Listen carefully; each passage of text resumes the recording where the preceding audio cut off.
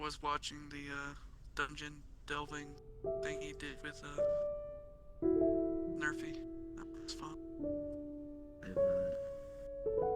I've been too busy playing Excel World versus SAO. You play that game, but I'm playing Fatal Bullet right now. I beat that one. I'll probably play Fatal Bullet eventually. It's pretty good. But I've played all of the SAO games, so I'm playing them in order, and I just hadn't gotten around. Yeah. Like I haven't even played SAO Origins or whatever. The Hollow Realization? Yeah, Hollow Realization. Hollow Realization is probably the weakest entry in the whole I think so too.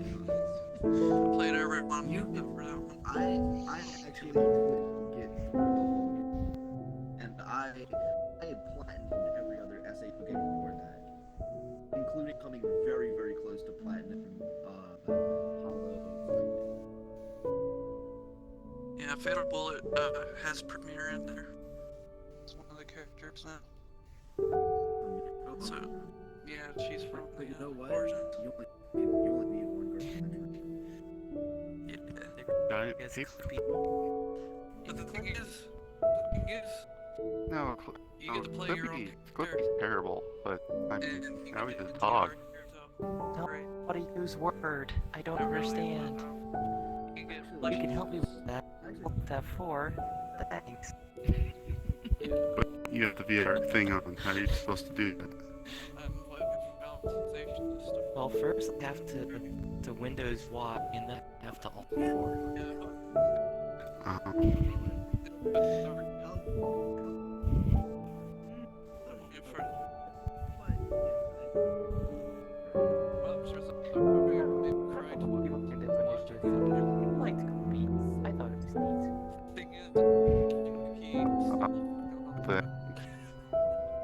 You have issues. You have issues. Hello, Mr. Yeah, but then Lee. How are you doing? It's good to hear. Lippy is love. Lippy is love. No, you're not going with that. What Yes. you gotta realize is that the original SAO, like the very Welcome everyone in the chat. way before he did anything else. So, Yeah, he was like 15 when I wrote it. Hello everyone who is here. way a lot over time. So like Yeah. Excel Worlds. Hello. It's amazing. A lot more games. Hello. Yeah, More right? transcendent chapters. You're taking after Takanuva, I see. Oh fuck. Yes. You teleported Neoni. Yeah, I know. I need to get my chair. Even the hearts in the eyes. I will play it eventually. I just need to wait until Very good. Okay. And it barely matters I made- whatever kind of stats you get. I made one Was a Gundam girl. first on Avatar Go depths and agility. here. Some luck. No, you Some luck so you can get some real good drops. You're saying that. And then later on, you'll Uh-huh. be able to get a respec Is that actually optimized? for metal. Yes. Yes, it has only one material and 90 polygons. And how many materials? I probably will before I do New Game Plus. One. But right now, And a single mesh as well, yes? Dexterity. Yes. Very nice. an option to Another person who likes to use Cresitonia's models. Very nice. I don't think that they, yeah. Another super weird thing about it is you only have 3 part membership. That is true. It's really weird. Got some more. For that game. Because you'll. I have all of them. It's not enough. The level cap. I need to The take, level like 1500. I need to take more people with me. I need to take Very more- nice. I need to take Rain, and I need to take Silver, and I need to take Freya. Love Strata. I haven't used her once. In Fatal Bullet yet because not my Everyone seems to love those models. part of whatever. Pretty much anything. Oh, sword party. Is that Actually, no. Only in quests do you actually need. I would just use Ranga. And this Magnanix. Oh, Silica's a healer, Grenda is a healer, Rimuru is an engineer. Thank you for lagging. This one as well? Ah, it's you, Baka. Rain is the No, I don't have any of the newer ones. Silica. I could get them, though. I am a DPS, so I have 2 DPS, a healer, and a tank. There you go. I'm running the I only got this one. setup. Hell yeah, baby. There's one of my friends who wanted to friend you so I can get in. I think he sent you the request already, like Nepsi Neptune. I used to. I didn't understand what you just said, sorry, Baka. One of my friends named Nepsi Neptune sent you a friend request so I can get in. It's not just me that can't. Is anyone else lagging? Or is it just me? I'm not I'm like fine. Might be a I'm fine. I'm totally fine. Yeah. I'm I'm fine. passing by. I got I Rick's a beast. Android 21. Mm-hmm. Poppers. Why are you hooked up as my lady? Nepsi Neptune. Yes, all in one word. Steam account. No. And someone that has locked up my No, friends yes, list. Oh, Leone, have you No. read GGO Alt? He has his own avatar, so it's not. He's not. No, I didn't say he Yeah, was. I GGO said another alternative. one was. Oh no! Yeah. I It's a Unfortunately, whole whoever this different person is story seems to have related broken to my friends GGO, list. written by the Yeah. guy who did Kino's Journey. It's most likely those symbols. So it's written by that guy. I don't know what Kino's journey is. Also, Oh, no, well. I haven't. Oh shit. Just he's a gun nut, so he's the best one to do GGO. Gotcha. But it's I can unrelated use to no. SAO. I would take a GGO story written by the guy who did Upate. Yeah. It's really good. It's a lot better than Reki's writing. It's better. VRChat account. Like I said, Reiki's writing is fine. I It's just can't make the original but, SAO just was only import. that way because he was fixing Yeah, that's true. Wow. Anyways, I recommend it if you could find it, Gotcha. Look at this dick.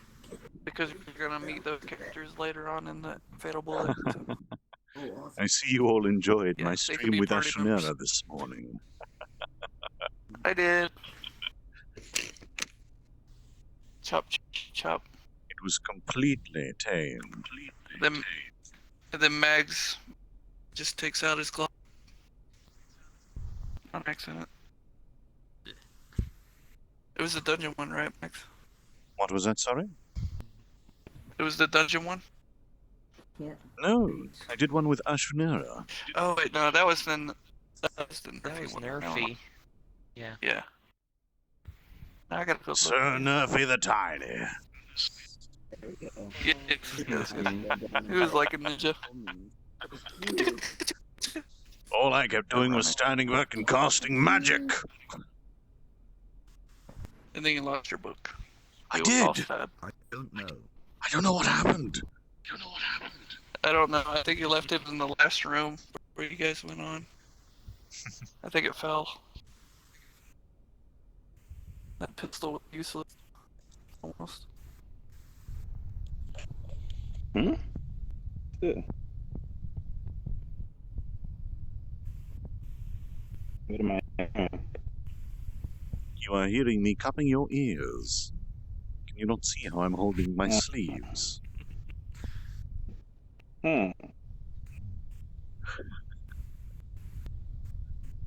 I thought the outfit was from Fatal Bullet for a minute.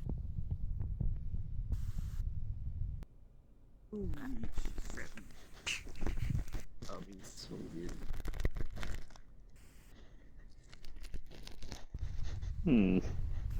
Very interesting. The bunny. How's it going? Duel! Watch anime playing SAO Fatal Bullet. Wasting my time like usual. No. Sounds like there should be more than Oh yeah, especially when there's Naruto mode later on, and you're like, what? And then you get the fight in the battle of bullets, and I was like, Would you move back what? for me, please, Neo? You're in my menu. Even more time? I don't There's no menu know. there now. I can almost spit. Cinder, you killed my wife. Oh, I come get a lot of people. sorry for your wife. Get another one. Did you find everything? No, now that cannot be just me. What? What did you just say? Oh, I said, did you find Someone kitty and Monster Neptunes on Hunter. your friend request? Yes, I accepted the friend request. I think that's what you said. Okay, cool. Did you accept one from Dr. Pepper? What? Are you talking to me, sorry? Yes, I was asking if you accepted a friend request from Dr. Pepper's. Yes, I did, yes. My friend request list is completely empty. Well, bar the one person that appears to have broken it. I came to here and meet you, but I guess Hmm. Why? Hey, Takayama. Yes, turn me on too. Soon Don't reset Tucker me. put down his controller and it hit the Did the crazy pizza anime. effects. He teleported behind me. Nothing. No kid. Nothing personal, kid.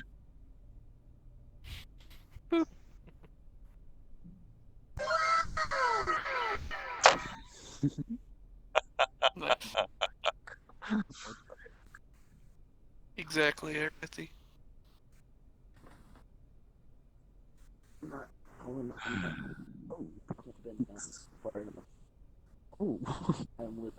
Okay. Well, it's about time that we start.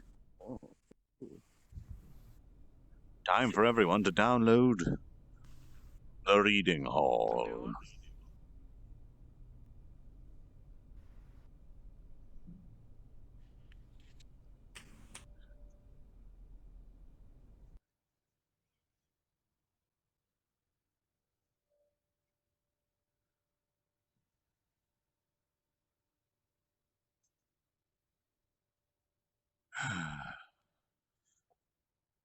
Where is it? Right there is the corner of the box.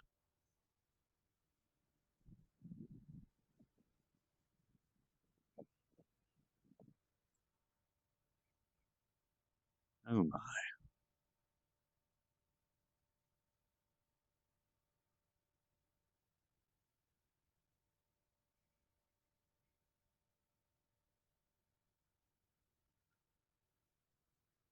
Can you guess who that is, Baka? It's supposed to be what's the face for the one the prodigy from the goddesses, the one that almost killed Rimuru with this pokey thing, right? No? I actually cannot understand a word you're saying, Baka. I'm sorry. Alright. Oh, I'm sorry. I'm hoping that's not just me. Like, that's kind of ridiculous. I can hear you. I can hear you just fine. I heard what you just said then, but what you said before I couldn't understand. I didn't understand what I said before either. I was kind of stuttering over my words. That's why. It is Sakaguchi Hinata, Yeah, that's the one. brandishing the holy spiritual blade, taking on the true form of a fake hero. Yeah, that's what it was. I like that effect. It's very simple, very basic particle. Yet effective. Indeed.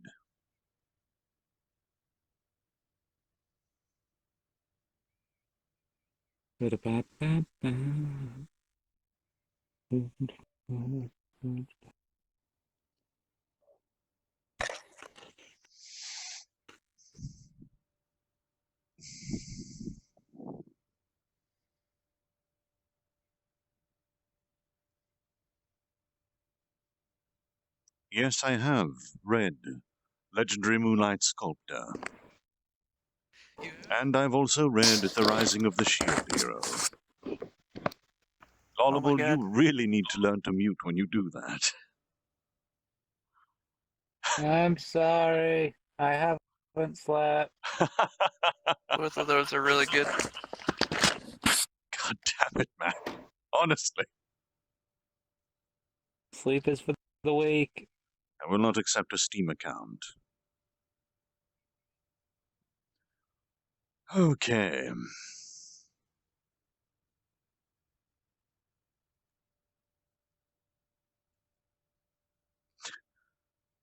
Oh, Pfizer, I hope that was a misclick.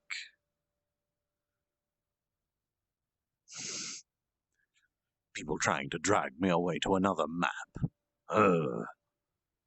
Grumble, grumble, grumble.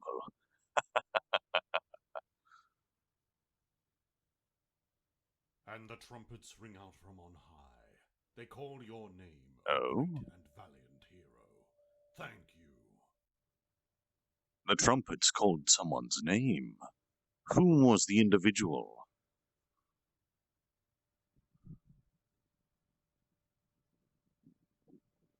Why is this thing loading so slowly?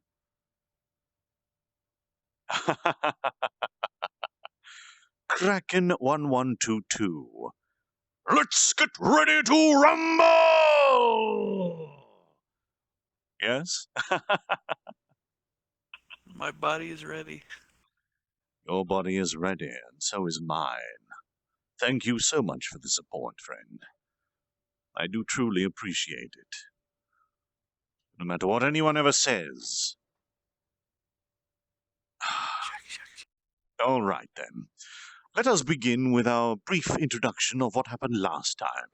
Please watch out for that explosion of light and energy, bugger.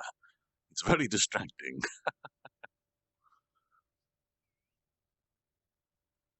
All right. Last time, on Regarding Being Reincarnated as a Slime, Hinata Sakaguchi, the Holy Guard captain of the Emperor, is called upon by her 7 ancient masters with the news of Veldora's return. Her plan to... I forgot how blurry this gets when I blow it up. Her plan to head to her masters is suddenly interrupted by a messenger. One of her soldiers, whom is embedded with all of the blood shadows faces within his body, suffering constant agony and fear. He delivers news about the massacre orchestrated by Rimuru, and then a recorded message of parley or war was delivered from his very body. Hinata vaporized the messenger and bade her knights not to listen to such drivel from monsters.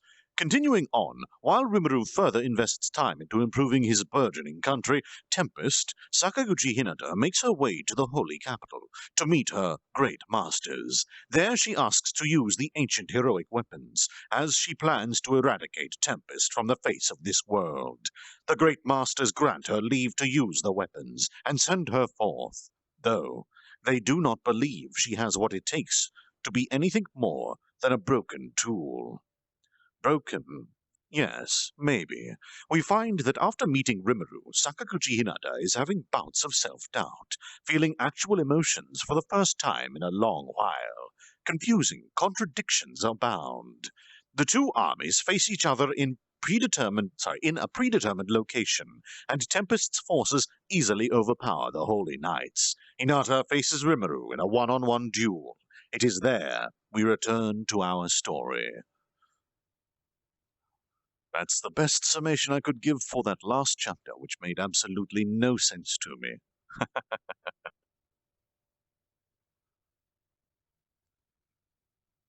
Okay, then what is going on here?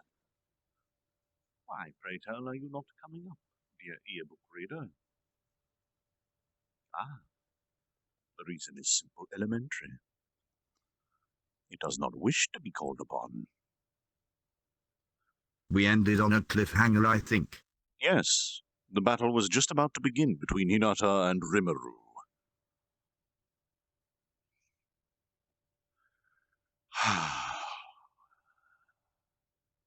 And here we begin. let me just accept these friend requests that are pouring in.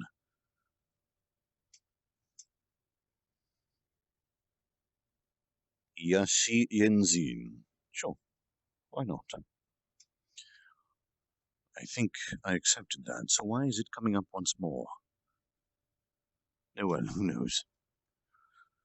Chapter 90, versus Holy Knights, Part 1. Ah.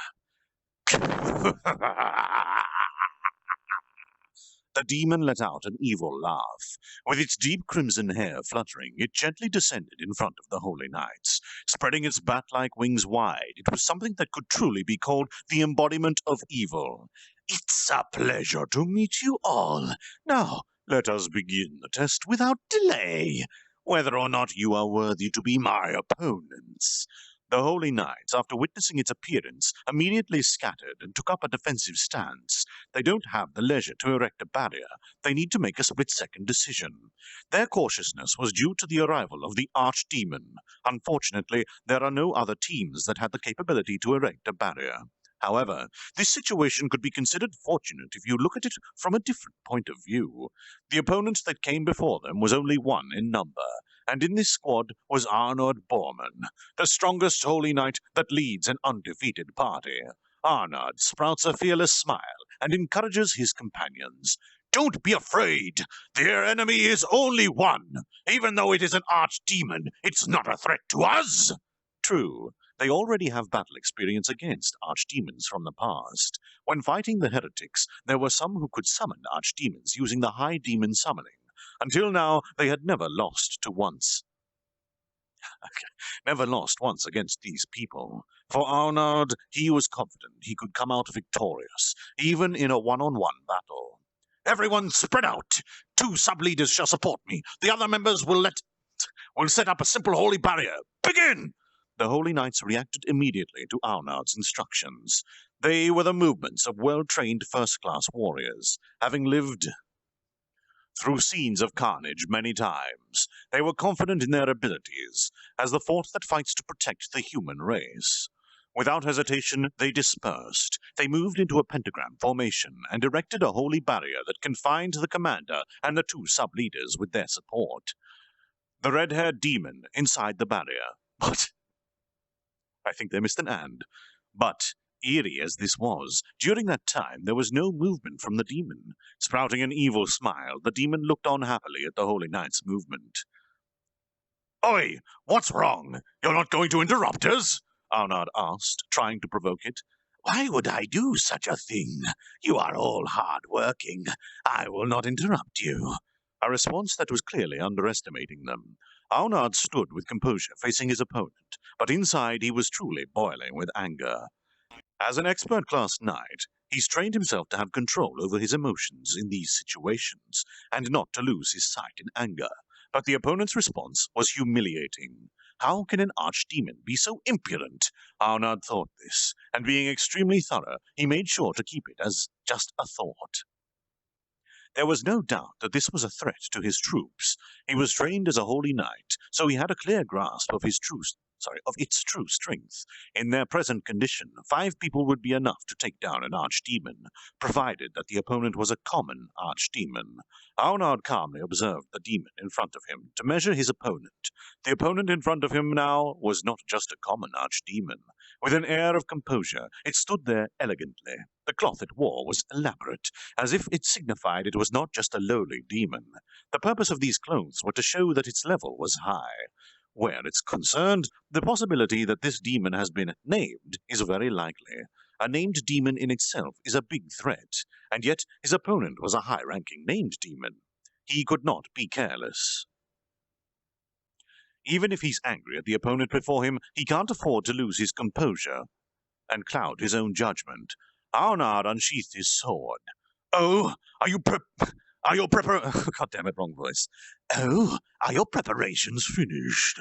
Yes, sorry to keep you waiting. Shall we begin? But before that, there's something I want to ask you. Your name.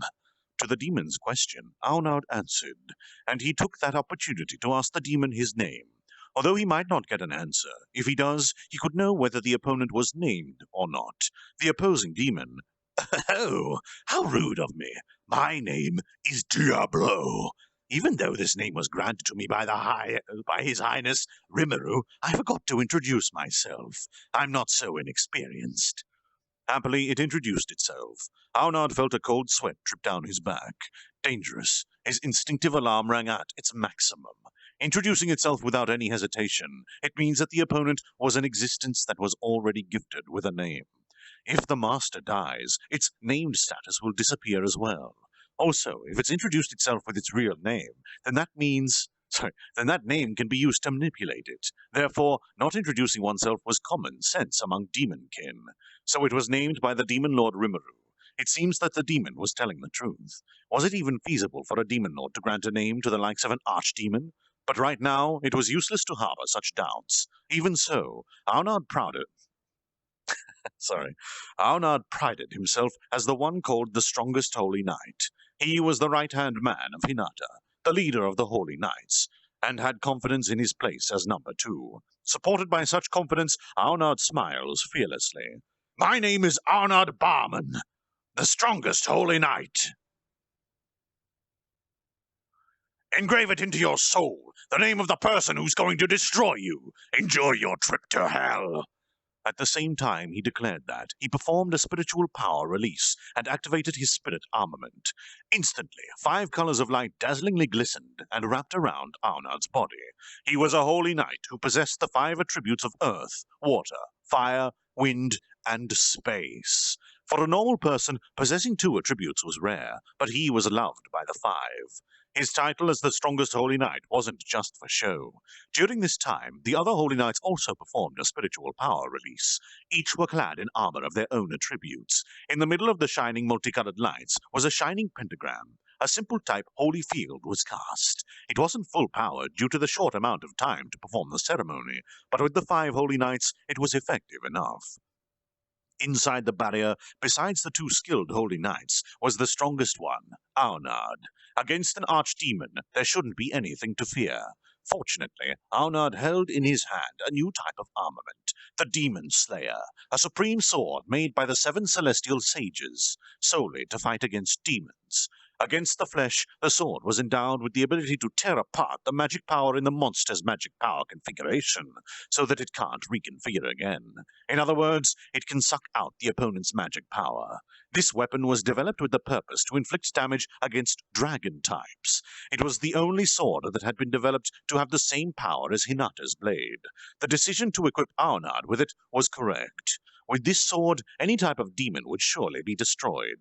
At that time, Aunard had absolute confidence in his weapon. But, well then, let us begin the test. The demon casually said so. And the meaning of those words were quickly understood.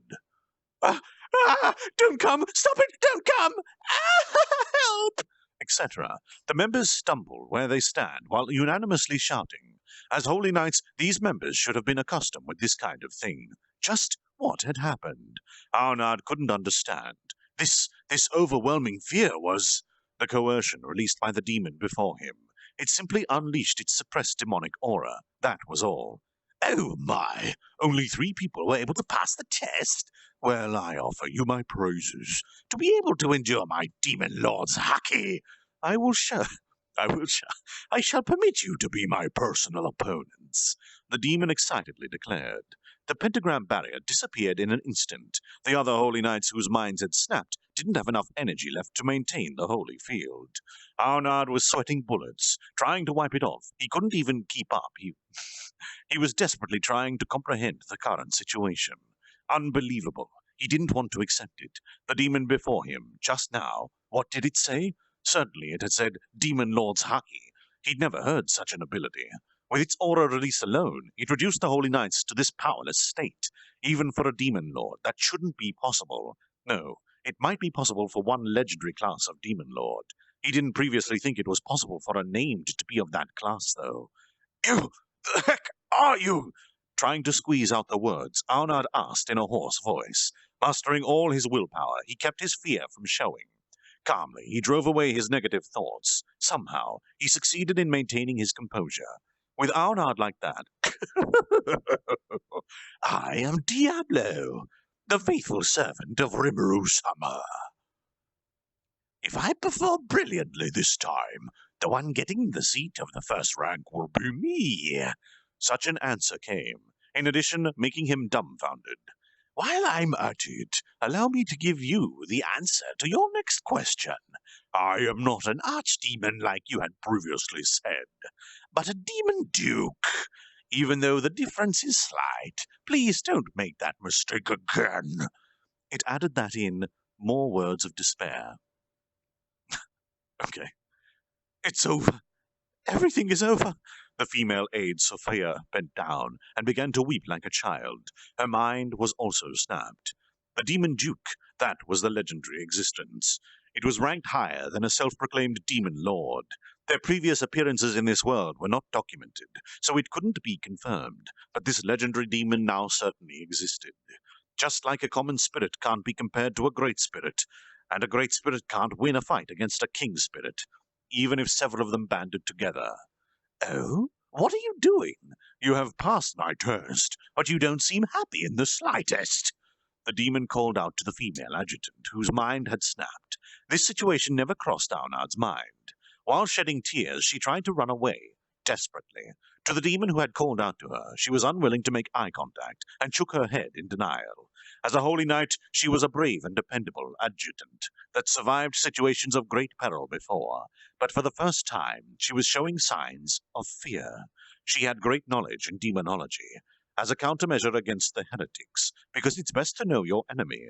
Not only that, but she also studied summoned demons and demon summoning. Because of that, she was very familiar with demonology. The fact that this woman was frightened stiff was proof enough that the existence before them was in fact a demon duke. Therefore, measures must be taken against that. Can you still fight, Bacchus? He asked his other adjutant, his reliable partner and trusted right-hand man. Bacchus nodded with a pale face. To overcome this crisis with just them two, they must make a breakthrough. After linking with Hinata, this demon would meet its end. Aunard gathered up the resolve and concentrated on stirring up his willpower. Oi! Do you have to torment my adjutant and subordinates? Leave them alone! Your opponent is me! Aunard shouted and conducted his attack with all of his might. From Aunard's left palm, a mass of light was discharged. That was the Holy Cannon. Among magic types that holy knights are fluent in was divine magic. It was a simple type of magic, and the effects depend on the ability of the user. The attack has holy attributes and was able to inflict damage to any type of monster. However, the demon caught the ball of light and crushed it in his palm like it was nothing. This is quite painful. My palm has gotten burnt. Then next is that person's turn? The demon said in a calm manner, like nothing had happened. However, Aunard's true aim wasn't to damage it with the Holy Cannon. While the opponent was taking the attack from the Holy Cannon, Bacchus took a roundabout path to get at it from behind, and struck it in the back with his great axe. The great axe was called a demon killer, a magic weapon used to cut down devils. Even a demon duke couldn't avoid taking damage from that attack. Moreover, the attack didn't stop there. At the same time Aunard fired the Holy Cannon, he also prepared his own demon slayer. Spirit beheading was an ultimate technique, using the basic technique of fighting spirit. By cladding the weapon in fighting spirit, it can cut down anything. Fighting spirit and magical power can be applied on various techniques, but Aunard was the strongest holy knight. He clad his sword in his fighting spirit, and it glistened in 5 colors. So, converting his 5 attributes of spirit power into fighting spirit, he fused them together, and with it clad his sword. The genius Aunard. It was because of this special technique that Aunard was called the strongest holy knight. Shut up, monster! Eat this and die! Ether break!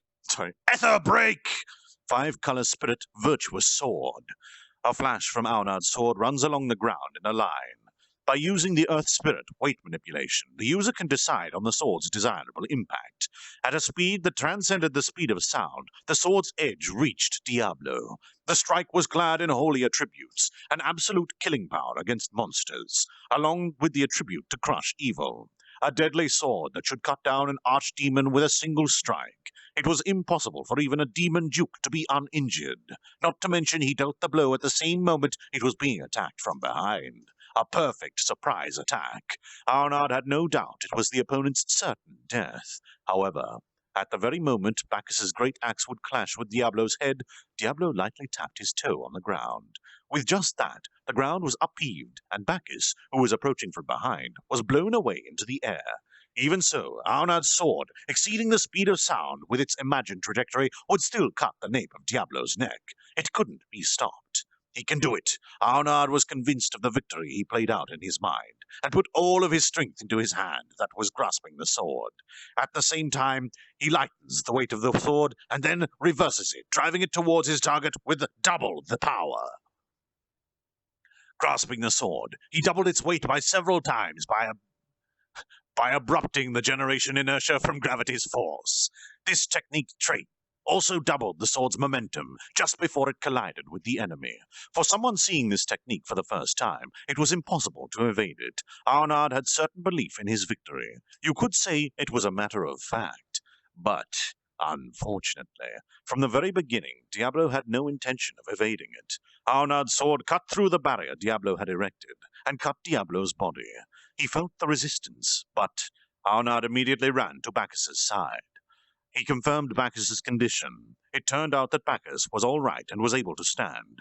Feeling relief, he switched his focus back to Diablo. I see. What a wonderful technique. Especially the sudden acceleration, the moment it makes impact. Even I had difficulty seeing it. And above all else, that attack that incorporates various attributes.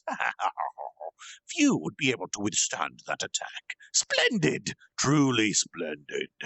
He began praising Arnard's sword's arts. But Arnard doesn't feel the least bit happy hearing that. Obviously, because clearly the demon wasn't suffering any damage after taking his sword strike. Oi! You didn't suffer any damage at all? Though he didn't want to ask, the words unconsciously slipped from his tongue. Oh? Does it seem that way to you? Oh, this is just an overestimation. I planned to offset only the holy attributes with my magic barrier, but unfortunately I felt your strike. It seems my magic power had been deprived. Just a little, though. Thanks to your sword. It seems to possess the ability to steal the opponent's magic power. I overlooked it, but even so, it is also wonderful. What? It was not enough? It's like it didn't receive any damage at all from the technique. This wasn't a joke.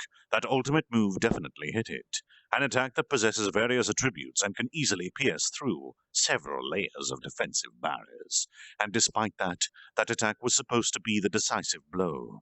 Arnard's chance of victory was non-existent. And acting as the final blow to Arnard were these merciless words from the demon. That's right. With this level of damage, I need to receive about 4,000 hits before I will be annihilated. But, a point of advice. I can recover about 40% of that damage in 1 hour. How is that? There is still some hope for you.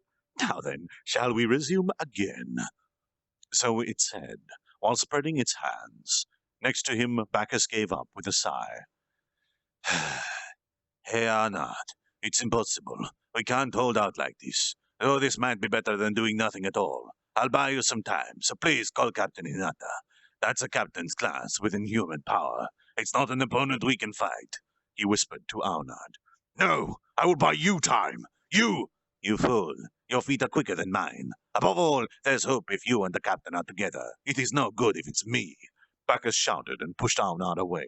Arnard, hearing those words, bit his lip and started to run. But the reality was cruel. Oh my, where do you think you're going? My mission is to hold all of you here. I will not allow any of you to get past me. Forced to stay, for a moment he didn't understand what it meant by that, but there in front of Arnard, his companions who were previously on the ground were now blocking his way.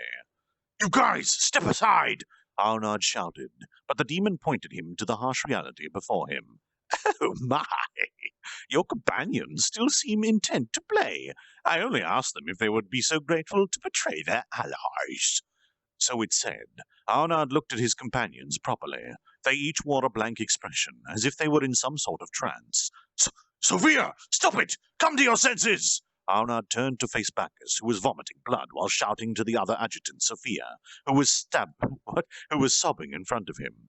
She had the same trance-like look on her face as the others, standing across from Bacchus, who was holding out his sword. You bastard! What have you done to my companions? Arnard glared at Diablo and shouted. The demon replies with a sneer. What are you implying? Nevertheless, I only tempted them because they feared me. They seem to have accepted it easily. Temptation, that is. That was in brackets like a skill. Arnard suddenly realized there was a characteristic of monsters that were demonkin called the temptation skill. To mesmerize the target, an ability that can manipulate someone's mind as it likes. But he'd never heard of a demon that had the ability to mesmerize a holy knight. To save someone under this mesmeration, you either have to defeat the demon who is manipulating them, or kill the person. To sum it up, the only thing that can be done now is to evade his companions' attacks and defeat Diablo. If not, the only option left was to kill his comrades. He can't go easy on the Holy Knights. Even subconscious, these guys were pragmatic. Someone who is mesmerized moves their body subconsciously. This was too much. Their awareness was cursed through temptation. This demon was, clearly a disaster class. A threat that stood on equal grounds with a demon lord. Bacchus, who was holding off Sophia, was strangled from behind by two holy knights, and just like that, he lost consciousness. He had remained fainted, but now that meant Arnard remained alone. To get through this situation alone was not an impossible feat. Furthermore, the red-haired demon's gold oblong pupils glistened a bewitching hint of red as he held up Sophia with one hand. Suddenly, Sophia's beautiful blonde hair turned a deep crimson red, as if it was soaked in blood. She showed an ecstatic look on her face. Her hair turned back into blonde. He looked at her suspiciously. Sophia lost consciousness and fainted. No way. His worry suddenly turned frantic. Oops, that was dangerous. I unintentionally turned her into a fallen. If I do such things, there's no way Rimuru-sama will give me the seat of first rank. Leaving Arnard with these uncertain words, Diablo turns his head in his direction. What he'd just seen was the demon making the Holy Knight Sophia into a companion. He didn't want to imagine what would have happened if it succeeded. The demon was for some reason concerned about his actions and stopped halfway through. Thus, Sophia was saved. But it was still too early to be relieved. After all. Well then, let's resume. Launch whatever attack pleases you. Attack pleases you, until I get tired. I will be your opponent. Left alone without a single reinforcement, and surrounded by 5 holy knights, it was impossible to escape this. Even so, Arnard refused to give up. His last hope was held in Hinata defeating the enemy's boss, and coming to his adjutant. Okay. Arnard prepared himself. The curtain on Arnard's hopeless fight has risen. That was that chapter. Going to grab a quick drink.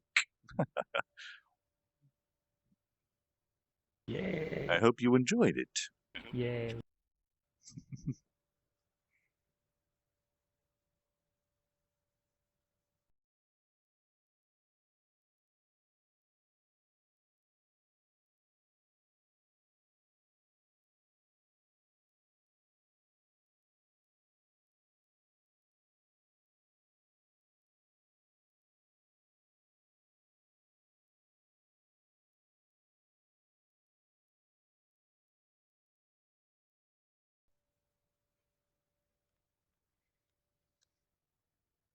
Oh, right. I forgot about that again. I always forget to bring that back up. Ah, where did that reader go? All right. No more friend requests. Good. Unmute myself. And grab OVRDrop when it wants to move. Okay.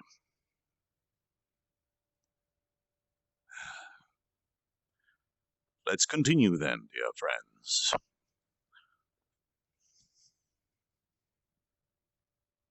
Chapter 91, Versus Holy Knights, Part 2. I'm going to need to clean my lens after this chapter. It's a bit foggy. At the same time as Arnard abandoned himself to a desperate struggle, every other division too abandoned any hopes of being able to set up a barrier. For example, let's see how one squad fared. God damn it. Auburn-haired team captain Grenda. Her squad was smoothly setting up the barrier. And suddenly they saw a single young lad walking towards them. He was strolling in their direction, his blue hair parted by two horns. These horns signified him as a non-human being. Grenda clicked her tongue, left the setting up of the barrier to her adjutant, and readied a squad to engage. "Are you also this city's denizen?" Though it was obvious, she asked in order to buy some time, and though she didn't expect a response, "Correct. Let me give you a warning. Peacefully sit down and wait. If you do, no harm will come to you. You know, that's the best outcome for you lot," he said, completely looking down on them. Grenda snorted and rebuked the offer. In the first place, you can't make a deal with a monster, and there was only a single one before them. Though he seems like a high-ranked ogre, he would hardly be a threat to them. Ogres tend to favor combat focusing on raw strength. They slaughter their enemies by wielding heavy weapons with their brute strength. Furthermore, these are also individuals who can protect themselves with incredibly tough muscles and high regenerative abilities. Ogres are an adventurer's natural enemy, but they are the Knights Templar, not a group that could possibly lose against an ogre. They have never seen an A-ranked ogre. The monster before them has an appearance of a particularly weak ogre, but he carries the air of dominance about him. Chances are it's a named unique monster. Its confidence must come from the fact that it's among the strongest beings in the forest. If so, they needed to teach the strength of the Templars to it.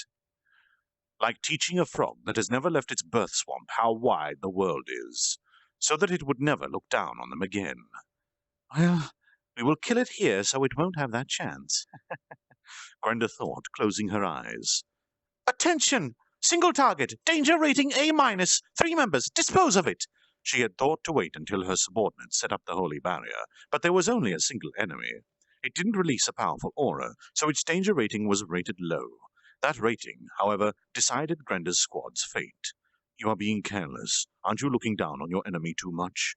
As soon as the three knights approached the lad, the scene turned hazy for a split second, and, passing right through the knights, the lad continued the leisurely stroll. Why did he pass through the knights? No, the knights have already collapsed. The moment they were in range, he had completely immobilized them. These three powerful knights were rendered defenseless in a single moment. What did you do? You bastard! What are you? She heard her adjutants cry out, and an intense feeling of déjà vu assaulted her. She was remembering what Commander Hinata had said so many times, and the enemy before her emitted strength that could make you despair. At this point, she understood the meaning of Hinata's warning, but it was far too late. Shadows creeping from behind her have already disabled her entire team. Completely expressionless, a group of lads with identical faces disabled them and disappeared. It seemed that he had cloned himself and encircled the enemy from the very beginning. That's better. Just like Hinata, the moment he warned them, the battle had been decided. He did not look down on them at all, but prioritized results. Grenda had lost. I could tell you my name, but it's a pain. I have a reason to keep you alive. Tell me everything you know about the church. I'm currently studying torture, so if you don't answer, I'll be experimenting on you. Of course, feel free to resist. Now then, what will you do? I don't care either way. The lad muttered, completely uninterested, his expression unchanging. Coupled with his beautiful face, the scene filled Grenda's heart with fear. Resistance is futile. If so, will she choose to talk or to die? Then she noticed that he had left all her friends alive. Maybe if she were to choose death, he would offer the same to every one of them. Thinking that, she decided to buy some time by choosing to be tortured. Torture me, or whatever you wish. We shall never bow before a monster, Grenda said, as if she were giving up. She drew her blade and filled it with spiritual energy. While thus awakening her spiritual weapon, she confronted the enemy. Even if her strength wasn't enough, she would at least satisfy her pride. The blue black-haired beautiful lad, Soe, looked at her with a slightly displeased expression, and sighed at her foolishness. I see. You choose to resist. I care little about ranks and such, so I'd rather you just tell me whatever you know. Faster than he could complete the sentence, Grenda moved. Her sword quickly pierced the body before her, but perhaps she cut only a clone, because the enemy simply faded away. Grenda understood. If she couldn't find his true body, she had no hopes of victory. Now then, let's begin the torture. Let me know when you decide to talk, a sweet voice whispered into her ear. Grenda intended to fight, but Soe did not consider her as a being that could hurt him at all, and suddenly Grenda felt waves of pleasure overcome her. Soe had begun to stimulate her erogenous nerves with a thread. Rather than pain, a heavenly pleasure attacked her. Now then, I have sealed your ability to faint, so do talk before you go mad. Grenda struggled inside this hell of pleasure, but unfortunately she soon gave up. Scene change. He pleasured her into answering. As if threatened off the battlefield by Shion, Kobota and Kabul headed towards a small group of knights. At some point, Hakuro was... What? I think it's meant to be at. At some point, Hakuro was running beside them, and Soe's Shadow Squad had joined. I don't know who's talking. Don't hold back, dearest brother. Who asked you to come? And you should make sure you don't hinder me. That was Gabble and Sorka's exchange. Oh, there were two lizardmen, I see. Though they always seem hostile, everyone knows they actually treasure each other. Only they themselves don't notice it. And after this exchange, they had finally reached their destination. Words. The knights, too, felt a group of monsters approaching them and finished their preparations. They filled their weapons with spiritual power, and were thus fully armed. Beware! Those soldiers, those monsters don't seem like small fry. What? By Captain? I think it's meant to... My Captain! There's 6 dragon youths among them! And those monsters that aren't wearing armor are ogres, right? No. Though it's hard to believe, those are not ogres. They are the fair Oni. Unlike ogres that depend on raw strength, these unique beings utilize special abilities. Oh, sounds annoying. But their dragon youth vanguard also seems to have unusual air about them. God damn it. The knights discussed. The approaching monsters were... I just want you to imagine that a group of knights are screaming like that at each other. The approaching monsters were surely the main force of the monster country. The captain clicked his tongue in annoyance. But even if they abandoned constructing the barrier here, surely another site would succeed. That just proves how well Hinata has read their plan. It's a good thing that their main force had come here. God, these idiots. All right, I will defeat those large dragon youths. You two defeat the Oni. The other 5 deal with the other 5 dragon youths. Understood! Wait, didn't you forget about the hobgoblin? Captain Gregory gave the inquirer an incredulous look, and... So what that I overlooked some small fry? I'll deal with him in a single moment later, he said, and the knights nodded in response. They knew the captain's power. The likes of hobgoblins would not even be able to land a single hit on him. But why is there a hobgoblin included in the rest of them? A few of them thought, suspicion growing. Not a single monster introduced themselves, nor did they intend to allow them to do so. Job dead, hindrance. Hi-oh! High King Spirit beheading! Swinging his halberd, he fired a powerful shockwave at the monsters. The energy that escaped Templar Gregory's body intended to annihilate the monsters in a single strike. In addition to that, he fired the holy cannon from his hand, the bullets spiraling around the halberd's attack. The energy from the halberd and the bullets combined into a single energy bolt. This, what was it called? High King Spiritual Beheading, was Gregory's secret anti-monster certain kill technique. This shockwave pressed on in a straight line as if light itself, right in the direction of Gabble and Sorka, who had already avoided the attack. As for the remaining Gobuta and Hakuro had jumped onto the trees and moved via branches towards the knights, so only Gobuta remained. What? Seriously, sir? the path was exceedingly narrow, so only someone with Hakuro's agility could avoid the attack. For Gregory, as long as taking out 2 or 3 enemies with this attack would have been ideal, but he would be satisfied as long as he killed that small fry, and thus, completely forgetting about the hobgoblin, he diverted his attention. Poor Gobuta. To the dragon youths approaching from the sky. Thus began this battle. The one in most danger was Gobuta. Anyone and everyone that could have saved him had gone on ahead. Seriously, what a joke, Sue! How cruel to leave this frail me behind, Sue! Gobuta grumbled, preparing for an attack. Unlike the ridiculous department heads, there was little he could do, nor did he want to be treated the same as them. Excuse me, Wisdom King Raphael-san. It's an emergency, Sue. What should I do? Solution. If you, individual Gobuta, get hit by that, you will perish. You should unite with the Starwolf, slip into the shadow, and attack the enemy from behind. Understood, Sue. Thanks for always saving me, Sue. Surprisingly enough, as long as a thought link was established, Gobuta could communicate with Raphael, and, using Raphael's calculations, Gobuta immediately sprung into action. After uniting with the Starwolf and diving into the shadows, he was able to avoid the shockwave, and, in this state, he continued to move.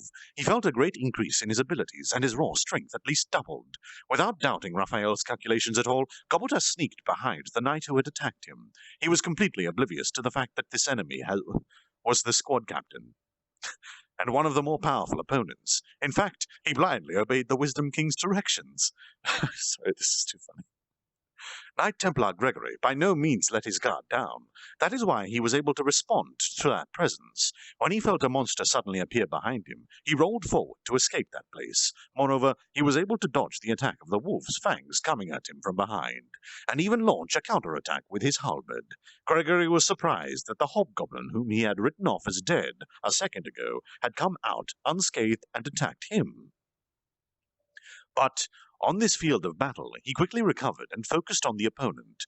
The thought that he had underestimated his enemy was now gone from his mind, and he deemed that the one before him a worthy foe, Gobuta and Gregory. Without losing or letting each other gain a single inch, a violent battle erupted between the two.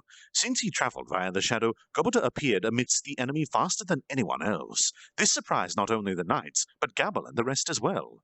Shadows, stepped huh? How disgraceful! To think he could use the shadows better than we could. No, Gobuta-chan is amazing.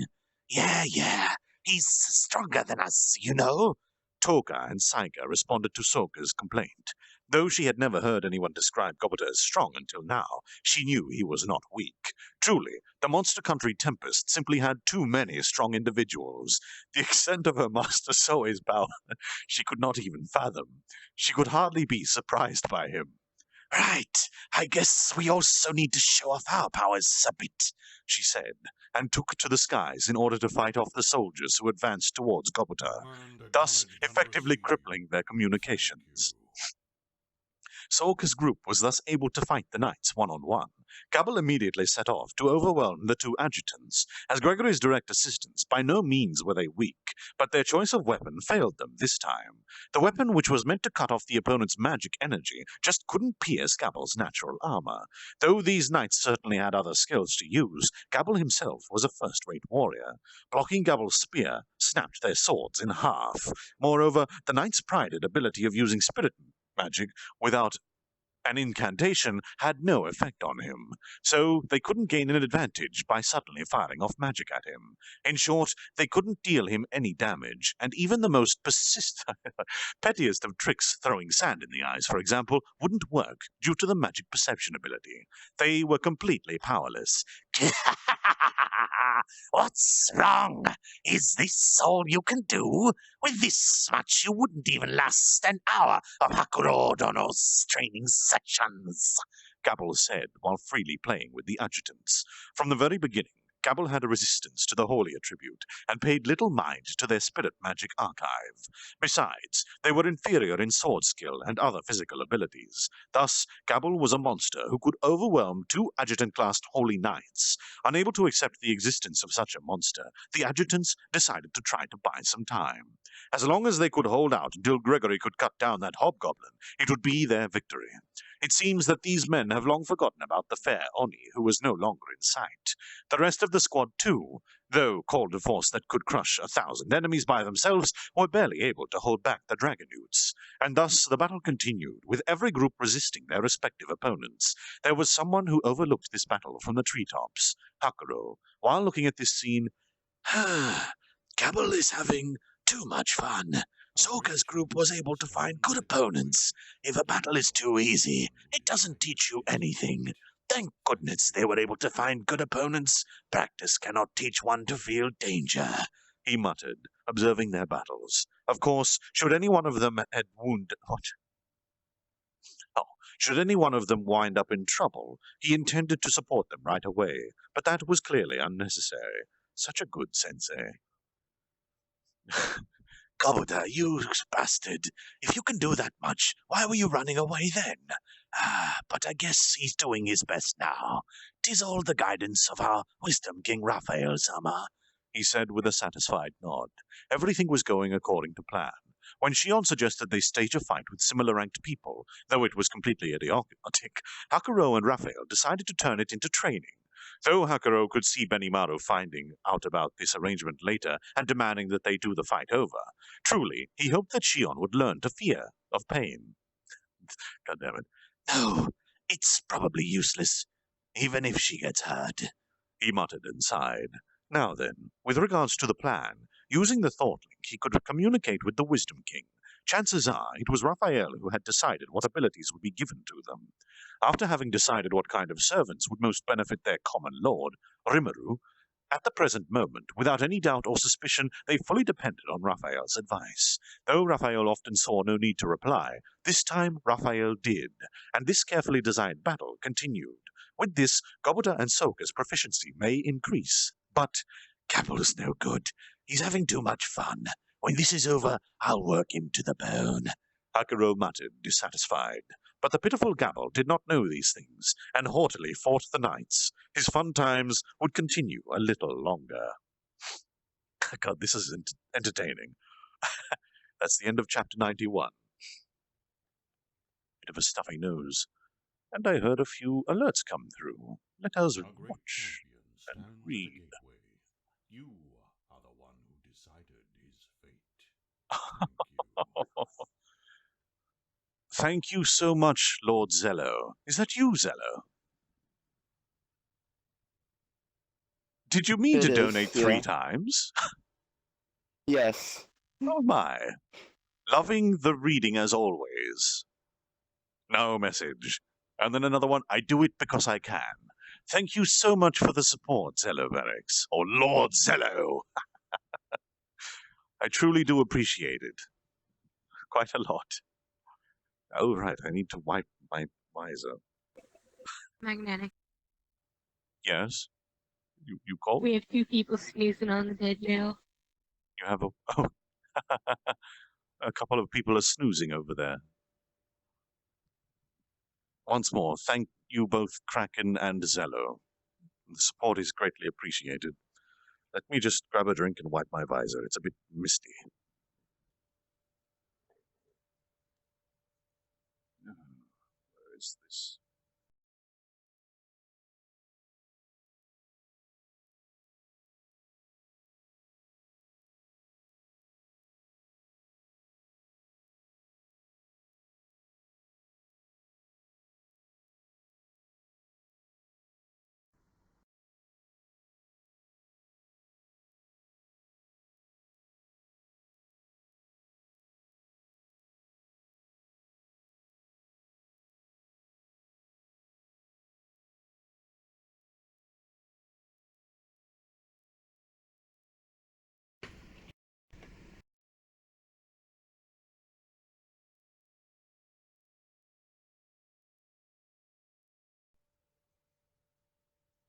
Okay.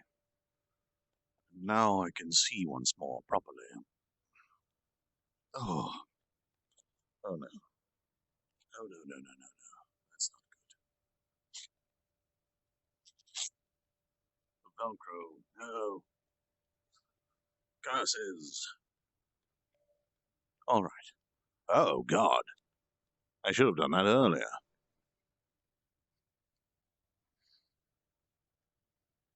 It's almost like I've got 20/20 vision again. Why didn't I do this earlier?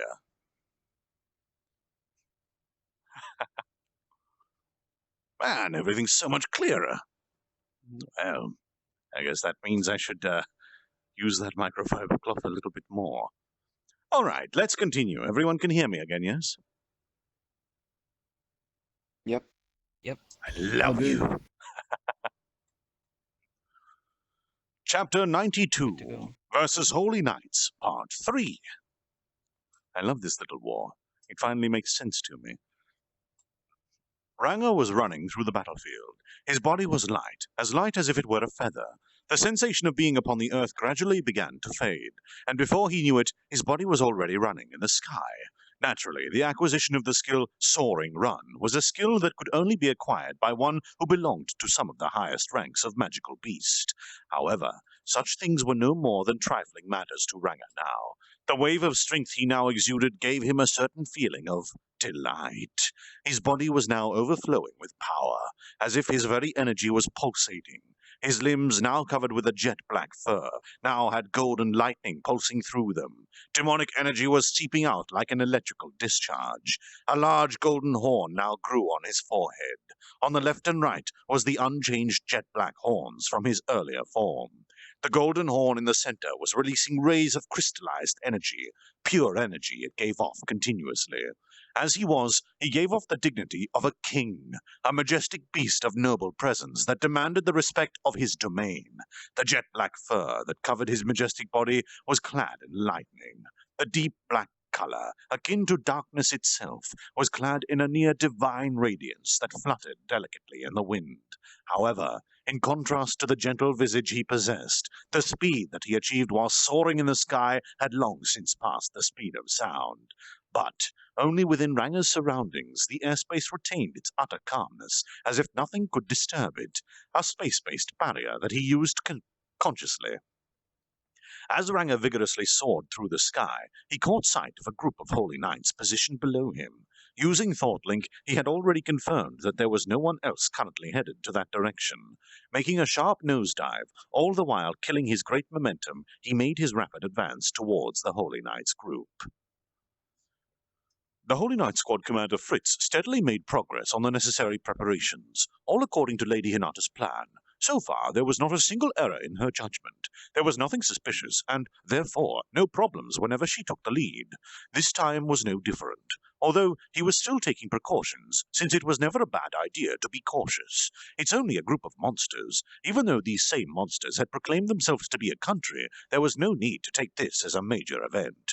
This was Fritz's opinion on the matter. However, Hinata had no use for the opinion of someone only at his level. It was only something natural to follow and make Lady Hinata's opinion his own, as she was someone that he adored. It was for that reason that he made the various preparations, so that as soon as the signal from the other groups came through, his group would also be able to immediately begin. It was possible to invoke the barrier at any time. Then disaster itself came crashing from the sky. Fritz had never neglected his guard. He felt that the need for such an excessive strategy was exaggerating the threat of the situation, but he was still faithful and trusted Lady Hinata's orders. For this reason alone, it can be safely said that he and his companions were brimming to the rim with self-confidence. Not a single one of his companions were neglectful or slacked in their duties. Despite all of this, a single black lump came crashing down from the sky to blow away one of his companions, a mighty holy knight. Even with that, there was no reason to be careless. This instantaneous event that sent a holy knight flying was not cause for panic, no. The proof of this reasoning was that the holy knight who had been blown away was still certainly alive. Of course, it would be a whole other story if he weren't, but since he was still alive, there was no need for excessive thoughts. Fritz gave his first order like lightning and took actions to carry it out. They had already erected the anti-magic barrier that covered not only every direction in the sky, but also underground, so they were sure their safety was certain. It was a standard defensive plan in case of surprise attacks, to sense and defend against magical attacks. Furthermore, they also had set up the spirit barrier, a complex network of barriers that held multiple functions, such as regulating temperatures or detoxifying airborne toxins. Holding faithfully on the standard plan of actions taught by Lady Hinata, herself, Fritz had the outermost barriers established to detect the enemy so they would be able to conduct counterattacks immediately in the chance of a surprise attack. That's a run-on sentence if I've ever seen one. But this was all in vain, for the enemy's attack this time was simply too vast. When the barrier perceived the attack and sent the warning about the encroaching monster, a holy knight had already been blown away. The extent of the barrier was nearly 2 kilometers from their position. To think that something could reach them before they had enough time to react was unthinkable. The purpose was to be able to detect the danger and react with long-distance attacks to weaken the target. This was standard procedure.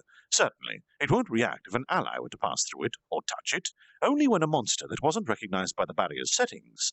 But it was certain that this monster had passed through these high-class barriers. The evidence of such was due to the very moment it arrived. At that very moment of its arrival, that monster had carelessly crashed into the outermost barriers, and in that instant all of those high-class barriers were obliterated. There were some that had hypothesized that if there was enough energy involved, there was nothing that could pass through or resist a barrier. It was because these barriers were spread out at this very moment that the holy knight that was attacked was spared near certain death. This was what emphasized the point that barriers aren't useless things. However, to be capable of breaking through several barriers, no. Obliterating them instantly, besides using a spirit armament, there was simply nothing that could be capable of doing such a thing. The monster that had suddenly crash-landed, using a holy knight as a landing pad, had begun walking calmly and advanced to the holy knight it had blown away. Fritz's eyes opened widely as his gaze locked onto the monster in his presence. Sorry, I'll stop chuckling. All he could do was wait for an opening. His aim was to wait for the right opportunity to rescue his companion somehow. However, this large black wolf emitted such a terrifying density of coercion. Fritz couldn't find any openings at all. This was the same monster that cleared 2 kilometers faster than a holy knight could react. This same monster was now within mere meters of them. Its limbs were clad with golden lightning, and possessed a magnificent horn that none of them had ever seen before. A holy knight who was equipped with spirit arms and was cloaked in their spiritual power from the beginning, and surrounded with various barriers, had been incapacitated from just one hit. Just the mentioning of this alone could be called a terrific, yet horrifying action. Fritz wanted to reject it from its core, but he had to come to the conclusion that the monster in his presence was an obvious disaster-class monster. Now it is no longer a situation to be concerned about fallen companions. A single mistake would surely end with the entire group's complete annihilation. "All hands, battle formation! Abandon the barrier! Strike it with all your full power!" Like this, Fritz shouted out his battle order with frightening precision. Lady Hinata's prediction once again was proven to be completely accurate. When he made this realization, even in a situation that could be called a crisis, he felt a certain joy. As expected from Lady Hinata-sama, she had predicted this situation from the beginning. On Fritz's face sprouted a small smile, of course without neglecting his guard towards the mighty monster in his presence. Like this, he continued to instruct the battle formation using eye movements and other minor gestures. A skilled holy knight, without overlooking a single gesture, were capable of promptly assuming the battle formation to exterminate a demon. The members of Fritz's group immediately regained their composure with the help of one of the party's magic, thought acceleration. As they rapidly made their battle preparations, they continued to observe the target before them. But then something unthinkable broke the tension of the battle. "What are you doing? Quickly now, go and heal that injured person!" Using its forelimb, the demon wolf tossed the blown-away holy knight over to their formation. For a moment, Fritz's composure was confused. He had already made his resolve to abandon injured or slain companions, but this monster had just given the wounded holy knight right to them, instead of finishing him off. It was an action that Fritz couldn't understand. "Oi! Quickly now! If you don't do something pretty quickly, you might die, you know!" The demon wolf, clad in majestic golden light, seemed to have concern for his companion's life for some reason, and had uttered these words. His deep baritone voice was very frightening. "Vice Commander!" What? Oh. "Vice Commander Rama requires treatment. Everyone else, follow me!" Fritz quickly returned to reality, and let out his voice to give orders to the other group members, kicking the ground in order to force his body, that was still confused, into action. Even though he had no idea as to what the aim of this terrifying monster was, he could at least fight without worry. Putting all of his strength into his elemental sword, or spirit sword, he offered his prayer to the divine spirit. The energy in the atmosphere began to wrap around the sword blade, and the sword itself began to radiate with light. Wrapped in the spirit's ambience, the whole sword began to emit a pale light. I don't know what you're trying to do, but don't you dare underestimate us, you monster! Eat this dispersal sword! I offer my prayer. Please seize the enemy with your divine might. Earth jail! Oh, blazing flame prison, burn your enemy into nothingness! Hellfire! Oh, chilling ice and snow, clad my enemy in your mighty snowstorm and freeze them. Icy blizzard! Oh, blowing wind that passes through all things, become my blade! Wind blade! The other vice commander, Gerard, held his breath as he watched the simultaneous attacks of the other holy knights. He stood back to protect and aid his recovering companion, while filled with the resolve not to become a hindrance. He continued to observe the demon wolf situation. It was then that he was astonished beyond his capability for reason. The demon wolf before his own 2 eyes had received all of the attacks, all the while wagging its tail happily. Fritz's dispersal sword can cut through anything and everything. From the tip of the sword, the divine protection of 4 attribute spirits was blended with an intense fighting spirit. The edge released the full accumulated power of each. It was a special sword technique designed for a long-ranged attack.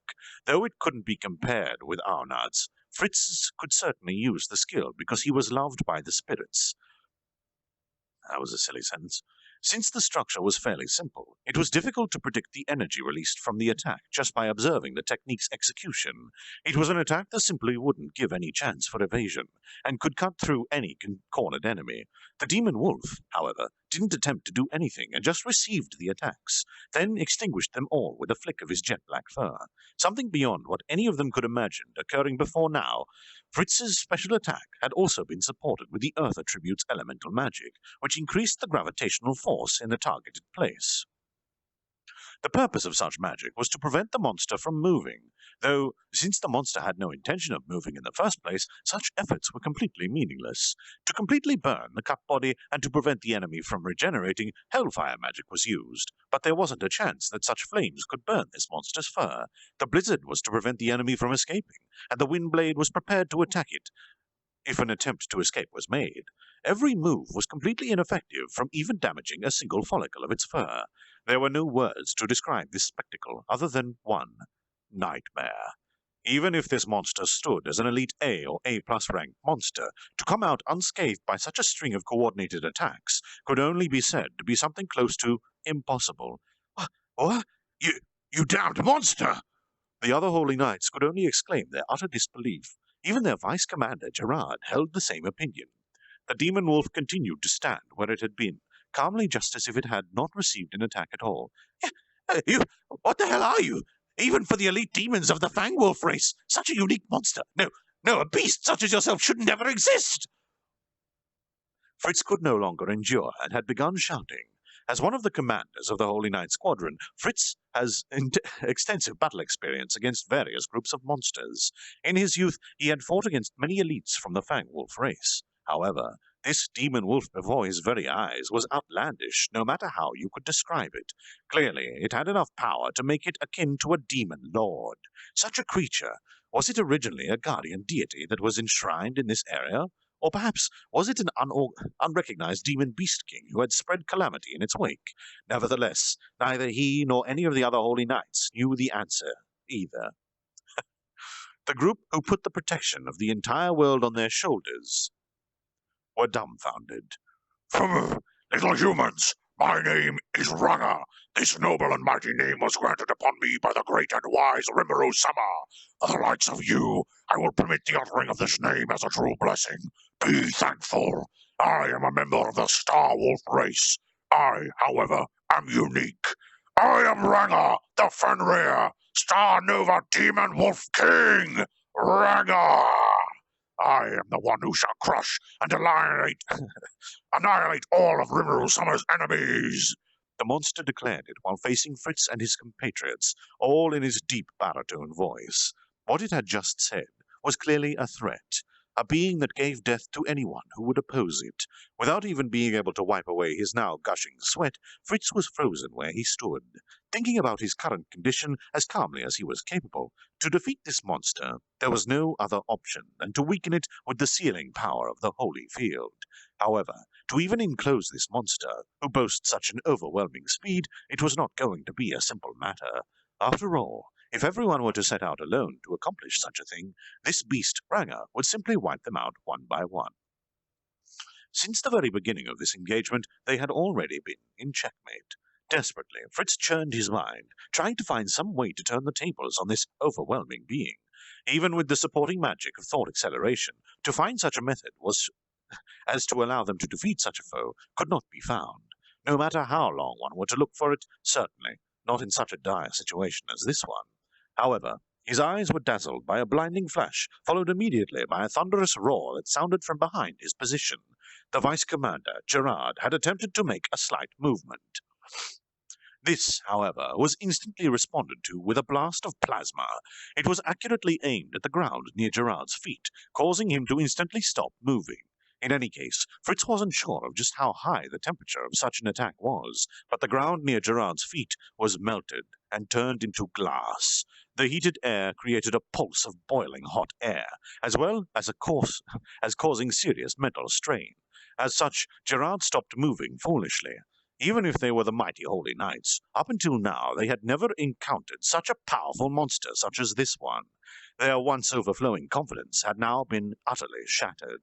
Despair wreaked havoc on the minds of Fritz's group.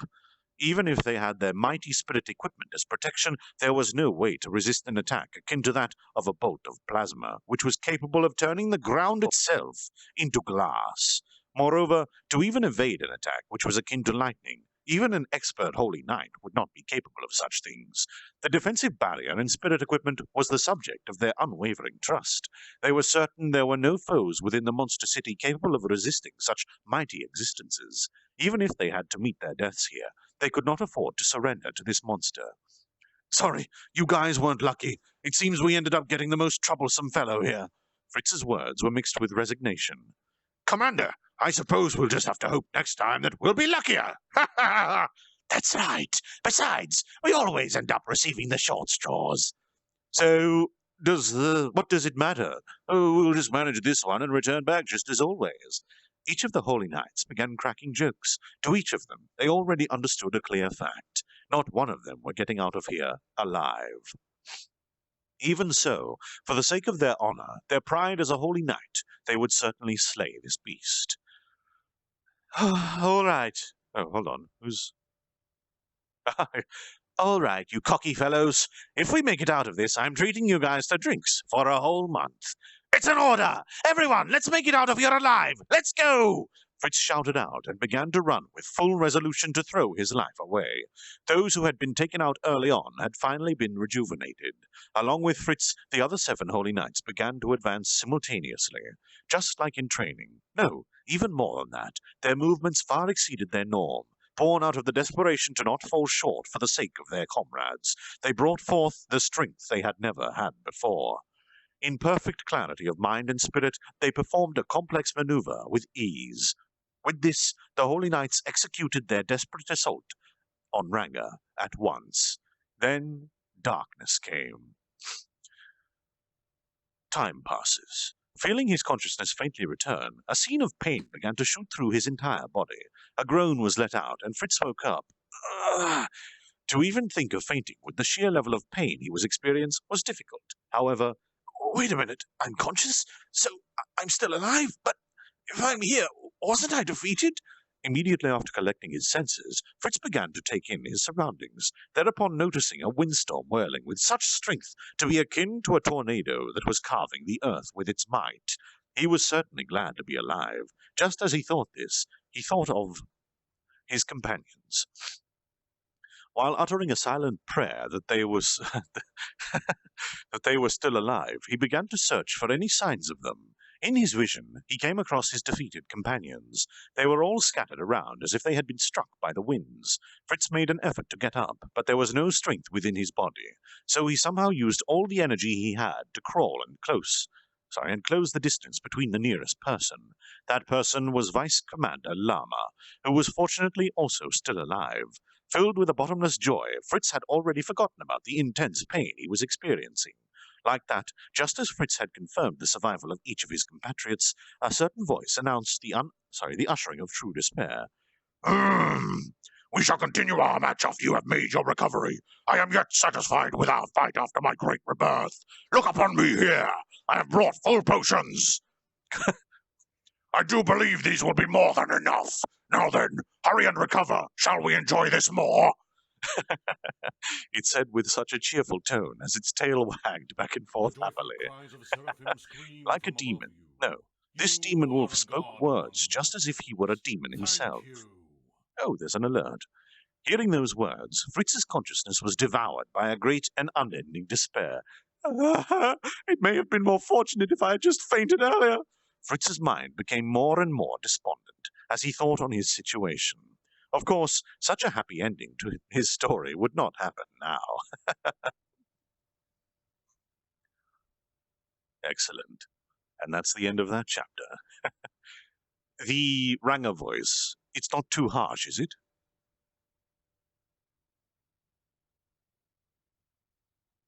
Okay, cool. Let me just check what happened there. I heard the alert. Wah. Ah. Shokasai. Love the story. What's that, Nepkya? I don't know what that is. Yeah. Nepkya. Thank you so much for the support, Shokasai. And welcome once more. Did you get woken up by a kitten? Nah, I woke up to my alarm. Lord Zello, you should stop being so crazy. Thank you so much for the support, you villain! Evil, evil person. I'm not even going to take a break between these chapters. I'm loving this part of the story. Oh dear. And being able to read causes me to make a lot less mistakes. Half the time I'm just screwing up words because "the" looks like that. Chapter 93, Versus Holy Knights, Part 4. Having jumped high into the heavens, Shion observed the ground below.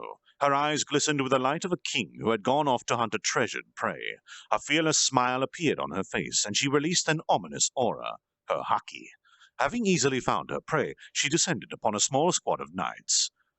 Leonard is, in fact, not a Knight Templar. He is a genius who reached the pinnacle of magic arts and is the Saint Wizard.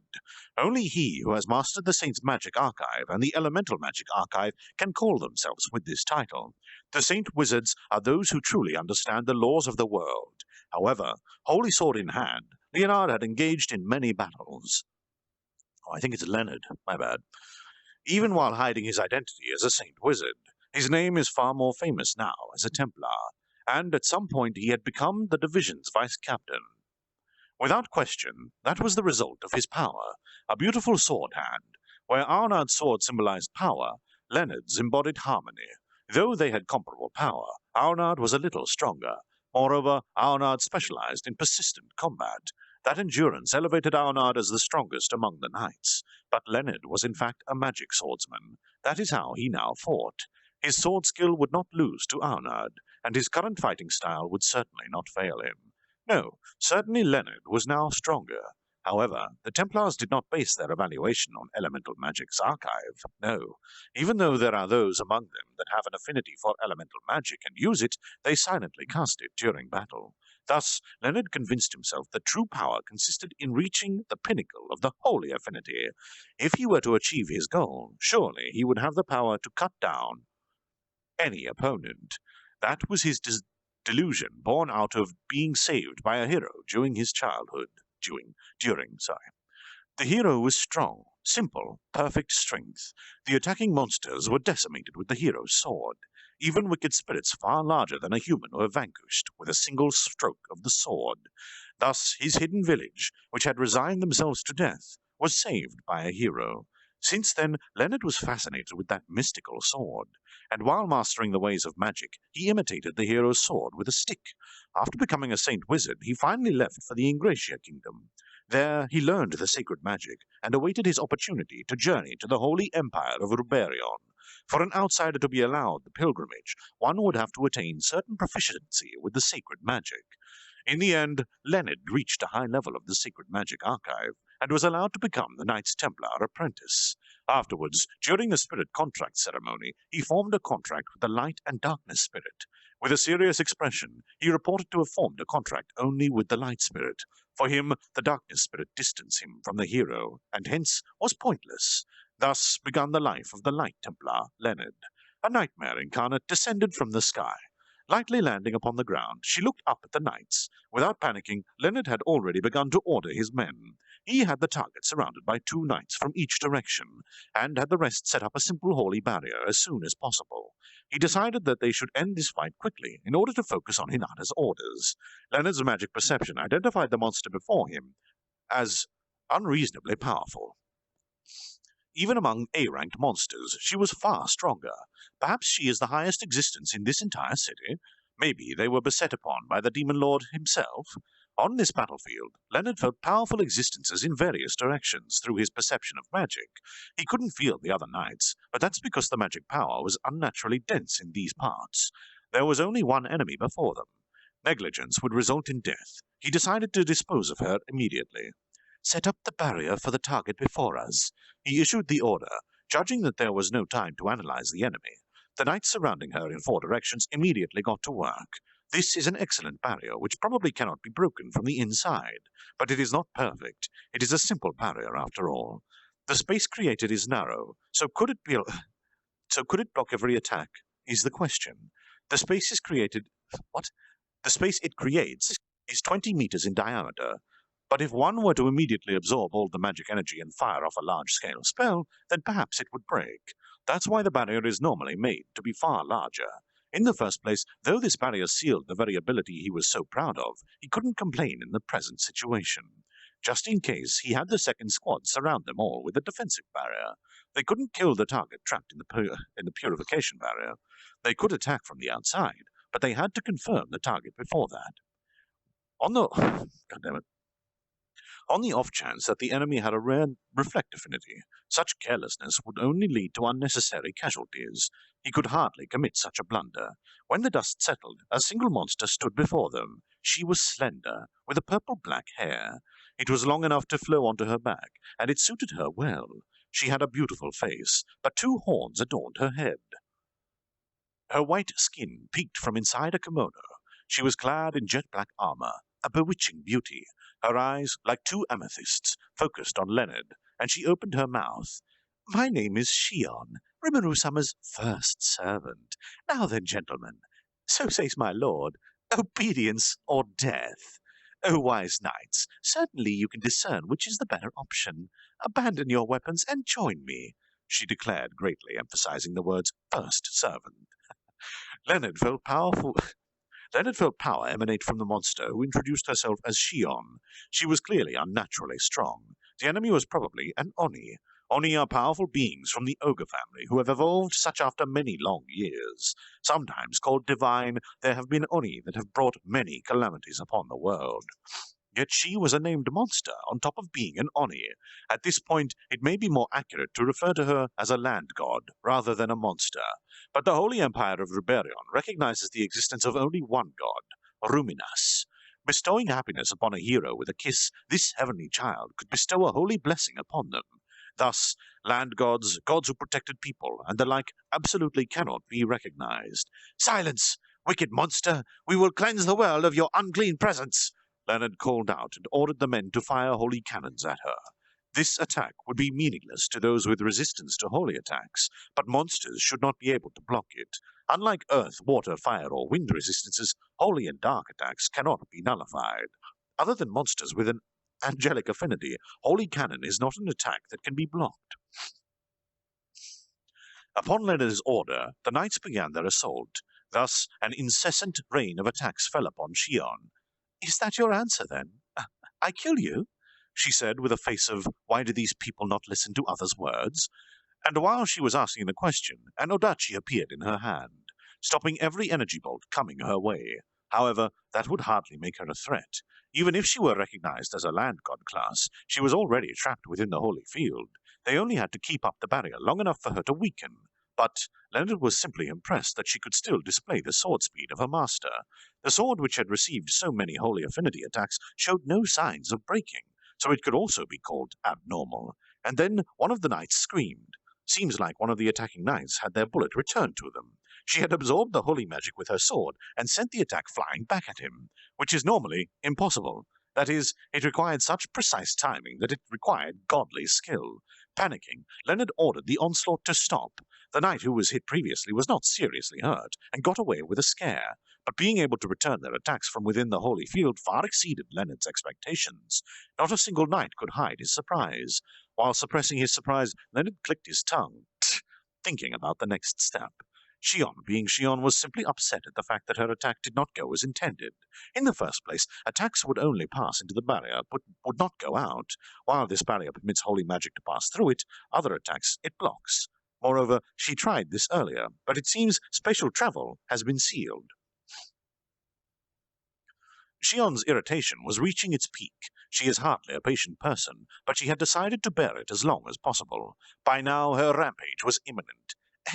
Hey guys, I'll ask nicely. How about you drop the barrier, I promise I won't kill you, and I will even let you eat a special meal made by me. How about it? Isn't it a wonderful proposal? That's the last warning I'll give you. So how about it? She put effort into stifling her anger, and asked them with a forced smile. She was completely looking down on the knights who she couldn't even scratch. What? Who she deemed couldn't even scratch her. Oh, God. But seriously believed they could accept the offer. But of course, the knights would never consider it. Silence! Trapped within a barrier, how dare you act so high and mighty? One of the knights replied. Yes, a monster does weaken greatly within the holy field. That is caused simply by the fact that magical energy dissipates within it, and a monster which is a mass of magic energy must abstain from using skills in order to preserve its existence, which is why they limit themselves to only using the simplest skills. Let's say that she creates a large explosion inside the barrier. The shrapnel will pass through the barrier and hit the knights. Thus, just to be safe, Leonard had them set up physical attack barriers as well. Setting up a barrier in regards to specific types of attacks is the norm. Even though he had gone to these lengths, Leonard was still anxious. He saw Shion pick up fist-sized stones from the ground. He immediately figured out what she was trying to do. So he had the knights, especially the ones up close, guard against the attack. A thunderous roar and an explosion appeared in front of one of the knights. Shion had thrown a stone at the knight. The stone reflected on the physical attack barrier. What amazing strength! And that's her power in her weakened state? With her powers sealed, how terrible would it have been had they not set the holy field up in time? The Oni in front of them seemed upset and was stomping her feet. I can imagine that. Her stomps were creating cracks in the earth, so just how much power does she... Though she looks like an intellectual young girl, how cruel that lie is. Keep up the barrier with your lives if you have to. Those free, attune your spirit power to mine. I'll use disintegration.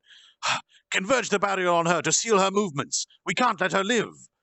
When disintegration captures its target, it never lets go. It is a spell that can vaporize any kind of enemy, but using it on such a large area will cause it to disperse. Moreover, it's not a skill that every knight can use. This time, it's only possible by using the other knight's energy. By simultaneously using it from every direction, you can activate the area disintegration. Thank goodness I was here, Leonard thought, relieved.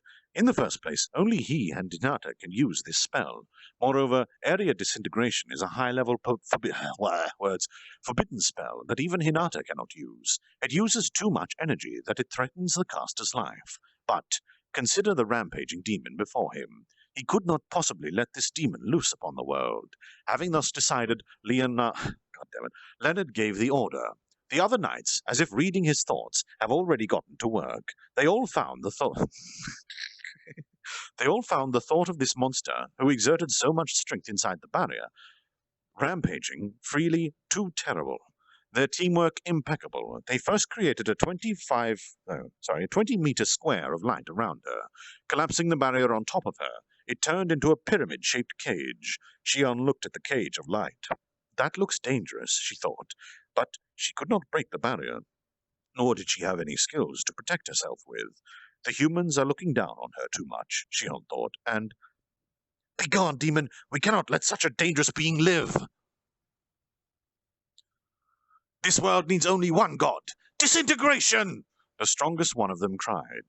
At the same moment, from the four corners and the zenix of the pyramid, she was in a violent light assault. Okay, right. She was in a violent light assaulted Shion. Okay, cool. Don't look down on me, human! Rimuru-sama, protect me! Shion wrapped herself in all her magical energy and prepared for the attack in a split second. Without an explosion or heat, the light consumed her. The knights thought that power to be supreme, but they still did not neglect to keep the barrier up. Though the monster's death was certain, they would keep it up until ordered otherwise. As for those that supported Leonard's spell, they all collapsed where they stood. Having used such an extreme spell, their fatigue was expected. Even tempered knights could not avoid exhaustion. The fact that none of them died evidences how superb they are. Leonard turned and sighed in relief, confirming that everyone was alive, but he sighed too early. He should have done so after confirming that the monster was in fact dead.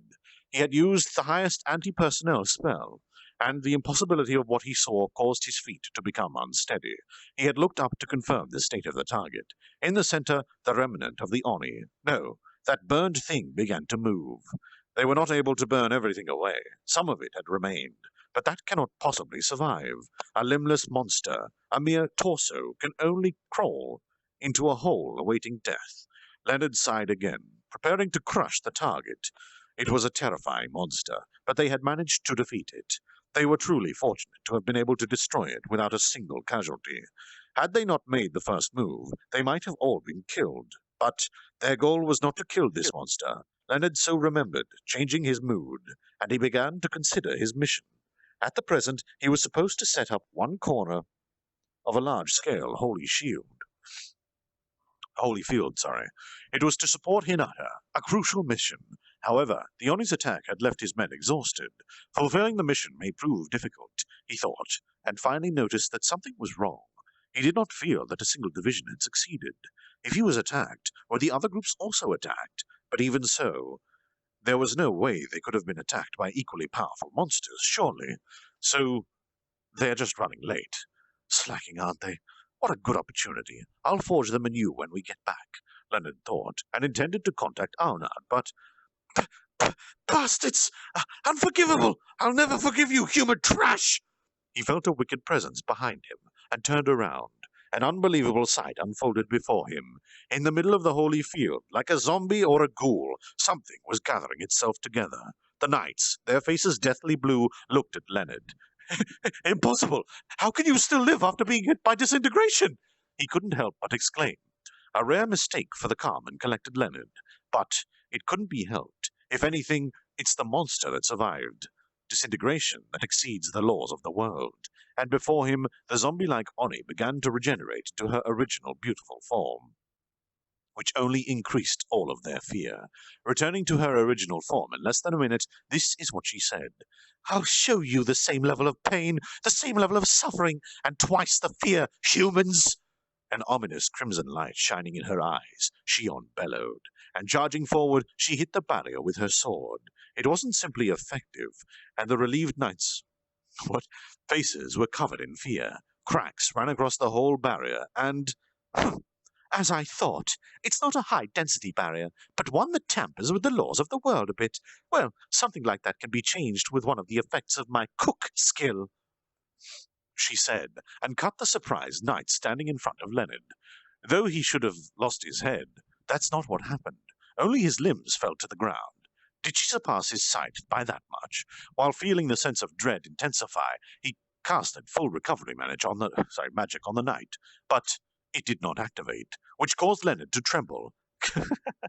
You fool! I made that human's limbs state the norm. What good would recovery magic do? He's perfectly fine already, she unhappily explained. Leonard understood what she meant, which caused his heart to tremble in terror. In fact, he had noticed, but did not want to accept it, when she had rewritten the effects of the holy field, and now before him was undeniable proof. She overwrites the nature of the object itself. She has a skill that allows her to obtain a desired effect. In front of a skill that necessarily grants the user's desires, defense may be completely impossible. Even if you try to oppose her, she'll just override it with a stronger wish. Only those who possess a similar skill can oppose her. Because Leonard was a genius, he noticed this and despaired. He figured there was no way he could oppose her, so he thought, understanding that a demon had been let loose upon the world. No way, it's impossible. This kind of fiend cannot possibly... Fear. As she had declared, Leonard was overcome with fear. Leaving Leonard for later, she first went for the despairing knights and the exhausted who could no longer run away. And in front of Leonard's eyes, his men, now limbless, were carefully arranged in a few moments. Leonard felt as if he were going mad from fear, and in his ear, "So, you're next," a sweet voice whispered. Now Leonard would come to know true fear. Shion is a beast. I will actually grab a drink of water. My nose is getting a bit stuffy. One moment, friends.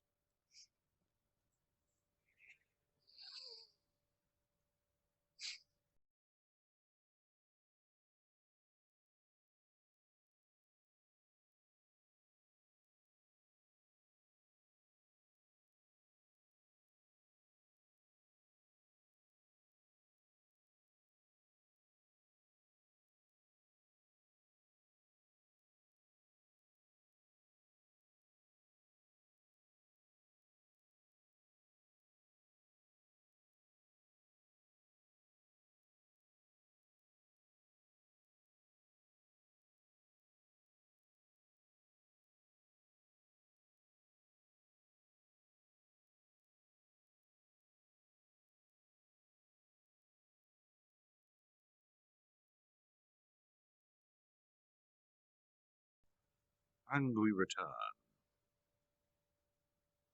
Oh dear.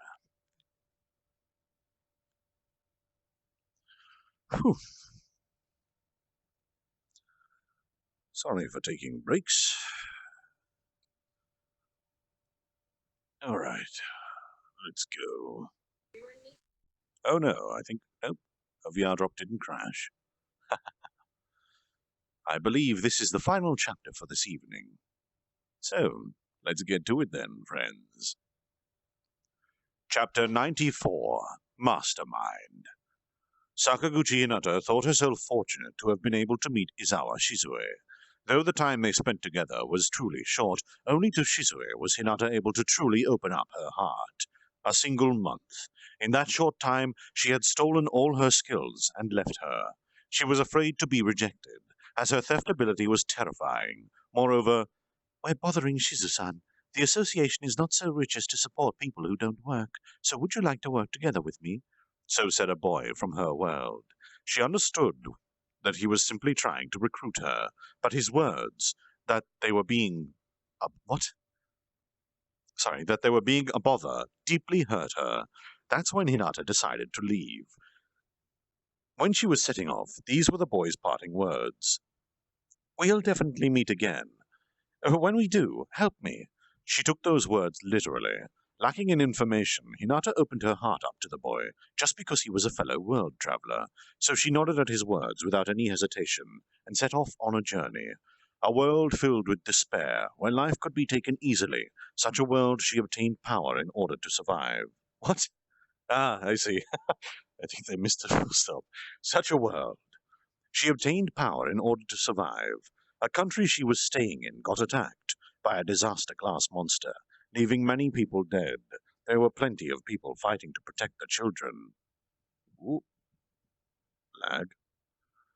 The adults would not run away, but would desperately attempt to shield their children, even though she had thought they would run away without a second thought, trying to save themselves. Those fighting were called the Knights Templar, or Holy Knights. They would at times be passing through this city on patrol, protecting the people and enforcing justice. That's where I want to be. That's where I want to live. Hinata felt, and thus, without a doubt, 10 years had passed. Though Hinata did not believe in God, she had reached one of the highest posts in the church. An ironic tale, perhaps, but she was performing the sacred duty of protecting the lives of people and the citizens of the Holy Empire of Ruberion. Hinata did not doubt anything, and believed this to be her justice. Live for others, even at the cost of your own life. If you did so, then everyone could be happy. Similarly, the monsters must be destroyed, since every single time it was the monsters that threatened the people's happy lives. Though the capital was protected by a barrier, the same was not true for the cities and villages in the region. The patrolling knights decreased the number of casualties whilst fighting off daily onslaughts of monsters. Unlike the monsters of Jura Forest's region, these had no other food source, a desolate wasteland spread to the west, a result of a battle between two demon lord-like beings. This wasteland has many areas of dense miasma from which monsters spawn. Thus, the knights embody the people's hope itself. There have been times when the knights have been deceived and killed by monsters. Due to these occurrences, the church's decreed dealing with a monster was strictly forbidden. This creed conveyed the many hundred-year-long wisdom of the knights who had survived while protecting people. And, at some point, Hinata had decided that people's happiness was directly connected to this creed. Though she did not originally believe this creed, she was won over by its logic, and at some point she decided that protecting the creed was her justice, a truly ironic tale. The days spent fighting the monsters, when was it that she found this routine boring? The day she became squad captain and started drafting plans, the number of casualties greatly decreased. That was thanks to her monster spawn point prediction and casualty prediction, methods of communication, and patrol timing. Thus, people began to see the results of her optimization of the system. This is why the knights have so much faith in Hinata, she thought. This is why she absolutely could not violate the creed. She has the responsibility, no, the mission, to protect the people. Having received the trust of her subordinates, she created a place to return to. Even Nicholas claimed to love her. In the end, Hinata was simply afraid. Even though she tried not to get attached to anything, she was still afraid of losing everything. People could live happily only under complete control, Hinata so believed, and the existence of the controlled society Ruberius only proved her point. That's how it was supposed to be, which is why, like always, she only needed to defeat monsters, that is all. A simple point, but that's how it was. Protecting the creed was her reason to exist, her justice. Such was her warped heart that never knew parental love. This belief was the only thing that supported her heart. To protect that belief, she decided to fight. And now, things were so bad she wanted to laugh. But as a result, she made a breakthrough. She simply stopped worrying, stopped thinking. Was she right? Was she wrong? Not even that mattered anymore. She could not see the amount of power of the enemy before her, even with her mathematician skill. An enemy clearly above her, worlds apart from his previous strength. She could only lament having let him escape last time. How her tedious days would now come to an end. Fighting a losing battle is a fool's action. Even so, Hinata was excited. Am I wrong? In that case, prove it, Demon Lord Rimuru. She drew the large sword, Dragon Slayer, from its scabbard to oppose the Demon Lord. A thin smile appeared on her face, and with her heart elated, sword pointing at Rimuru, she advanced. I again considered my fight with her. This girl leaves no openings. Thanks to the thought acceleration, I am currently able to perfectly receive her hits. After a brief exchange, though my attacks don't even scratch her, hers seem to be able to scratch me. Not that they don't, though. What? Not that I can be proud of that, which is why we're currently trying to exploit an opportunity or a mistake made by the other, but none had presented itself yet. Hinata is a real beast to be able to fight me like this even after I awakened as a demon lord and have Raphael's support. Frankly, I had expected myself to overwhelm her. She seems to be able to easily read my sword, and blocks it without fail, and responds with an accurate slash. Last time I was truly not a threat. Moreover, she didn't even go all out last time. While lightly blocking her attacks, I observed Hinata, a faint smile on her lips. She is looking straight at me, but her eyes don't reflect our movement. Her eyes are moving like sensors, trying to observe the entire area around us. Her posture does not waver. She is able to keep up a natural pose, ready to counter any attack. Her movements don't depend on strength, and seem to originate from nowhere. I am not sure how she is able to so easily predict my attacks. But it's clear that she knows, whereas when I see her attack, I just desperately try to evade it. Of course, I am the one with lots of wasted movements. Because I have enough power to overwhelm her, I can dodge without being hit. Our proficiency levels cannot be compared. Hinata is a far higher. Even so, she does not let her guard down. At this point, all of her tricks and skills have been rendered meaningless, so she fights me with a sword clad in her fighting spirit. That spirit being of the holy affinity, I will probably be hurt if I get hit by that. According to Raphael, the special ability of that sword will let it cut through even my barrier. Well, I guess depending on the reliable sword rather than on gaudy skills is just what I would expect from Hinata. In reality, other than me, only Hakuro could defend against her attacks, but Hakuro would not be able to win by relying on magic attacks, whereas Hinata was decided that magic attacks would not be effective against me, hence decided not to use them. Oh, has decided. She is a fighting genius. Even if I send out my clone to fight, she will probably cut it down in a second. One of the only weaknesses of ultimate skills is that the only true body can use them. Oh, only the true body, I see. In other words, even if I were to project a copy or create a clone, while I could use the skill by moving my consciousness to them, multiple me cannot. I cannot leave ultimate skills to clones. The same is true for unique skills. Although the copy does possess some of the skills of the true body, these are not perfectly copied. Soe has gotten good at this and can bestow only the useful skills to his clones.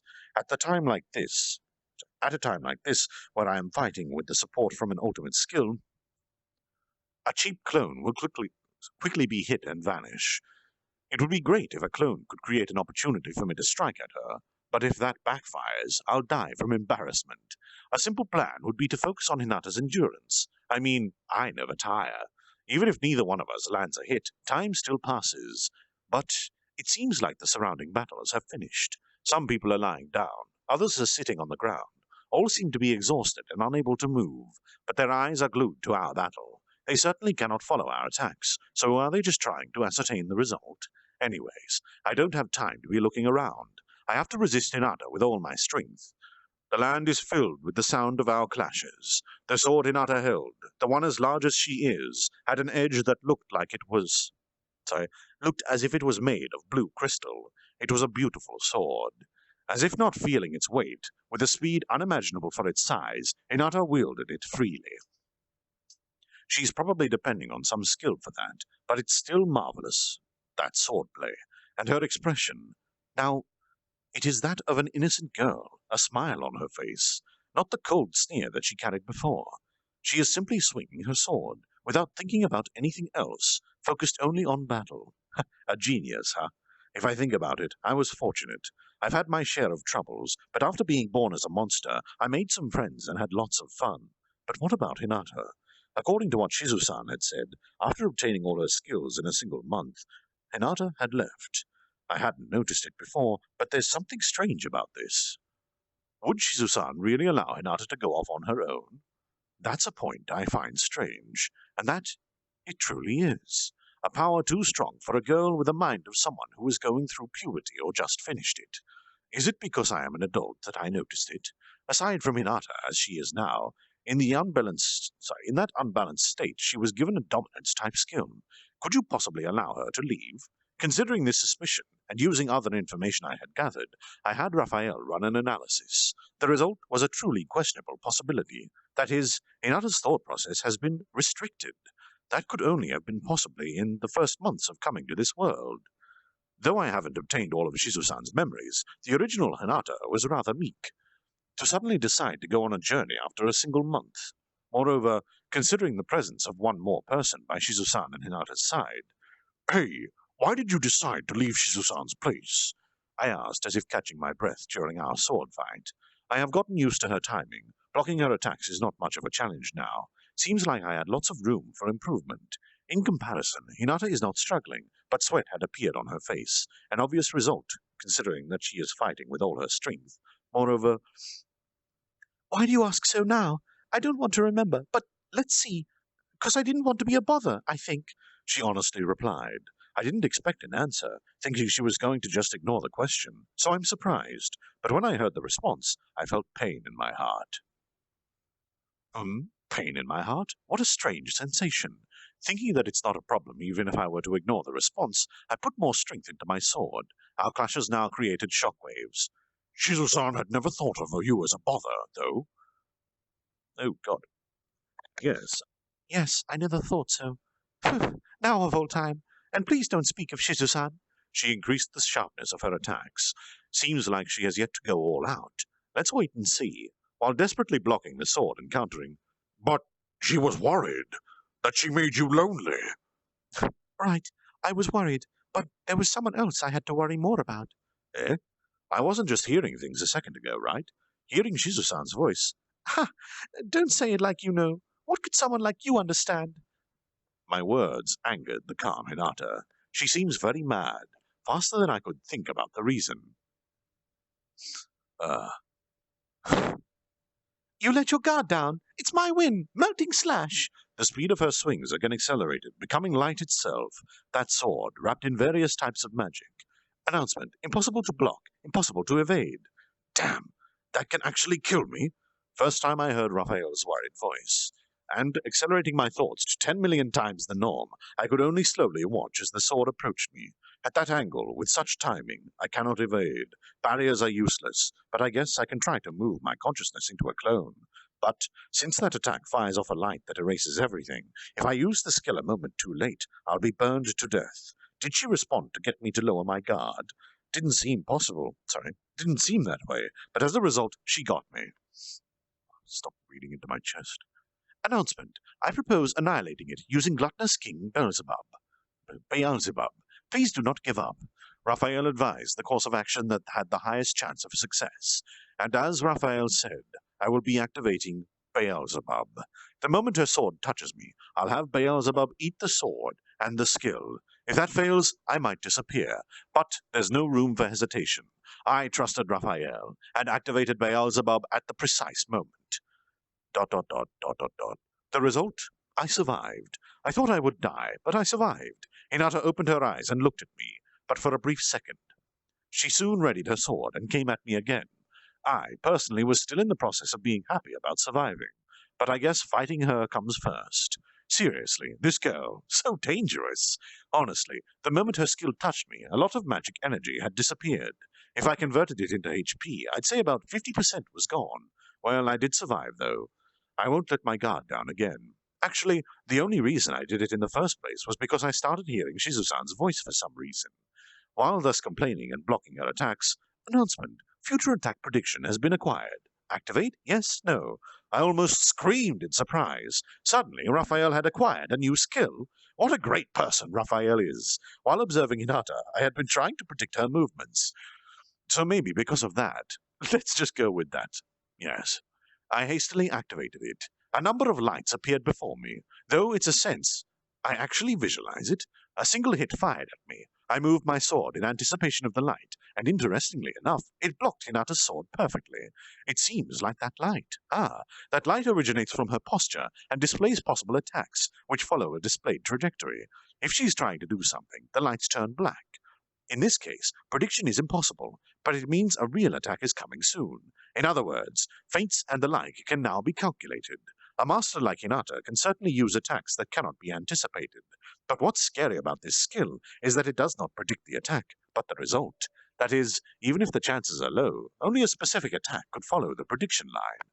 If that's the case, Hinata's not a threat anymore. Her flowing attacks, all predicted with the future attack prediction, I easily flick away her sword. It's the end. I won't kill you, but I'll have you feel some pain. While I was thinking this, I lowered my sword, only to have an unbelievable illusion appear before me.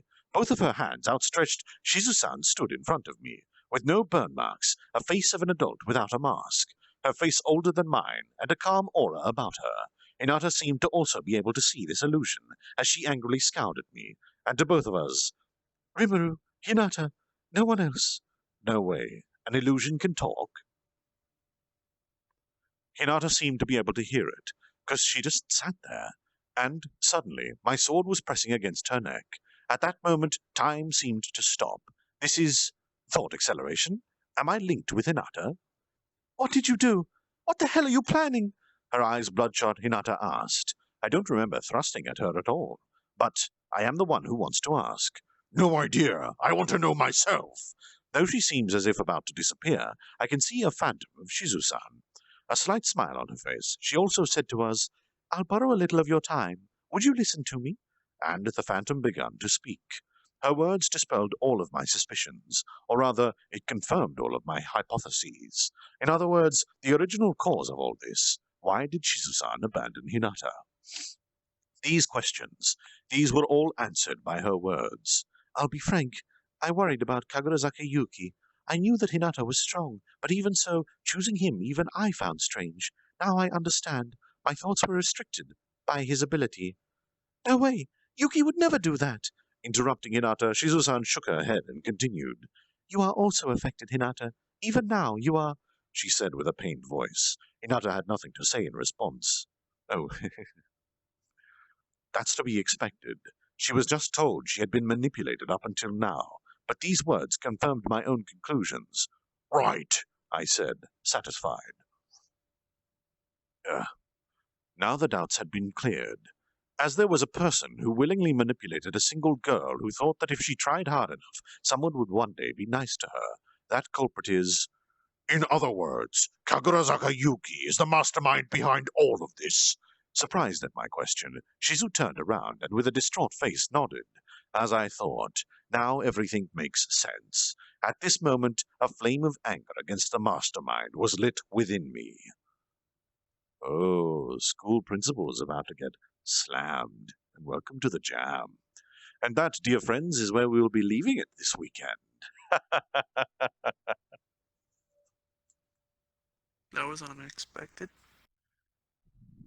The surprise twist, the plot thickens, much like cream. Surprise! Would everybody like to come down It's to the stage? Of course we're leaving off at another cliffhanger. Of course we are.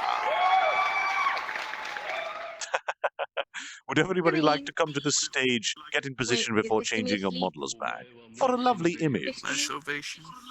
Come down here as well, Yuan. Can you sit in my lap? I'm coming, I'm coming. Hello, Baka.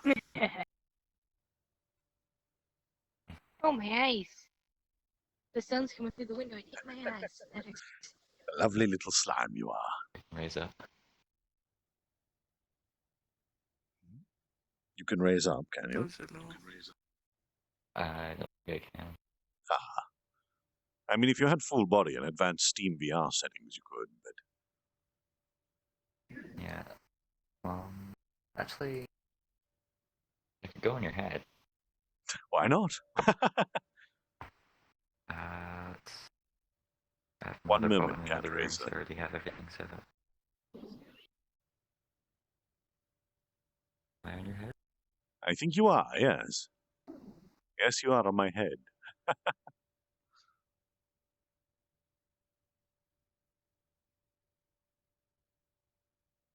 Is everybody in position?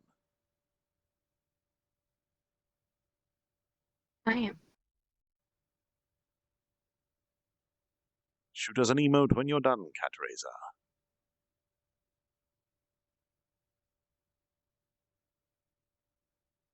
Excellent. Thank you so much, Cat Razor.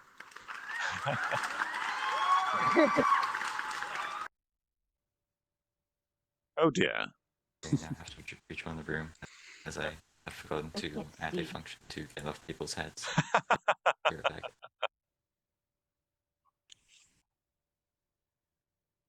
Ah. Did everybody enjoy that story time? I'm so Is hungry. my tail moving? Yep. Yes. Neo, is my tail moving? Yeah. Yeah, it does. Alright. Good. Load. I can't see a wall like this if my tail's moving in that. Woo.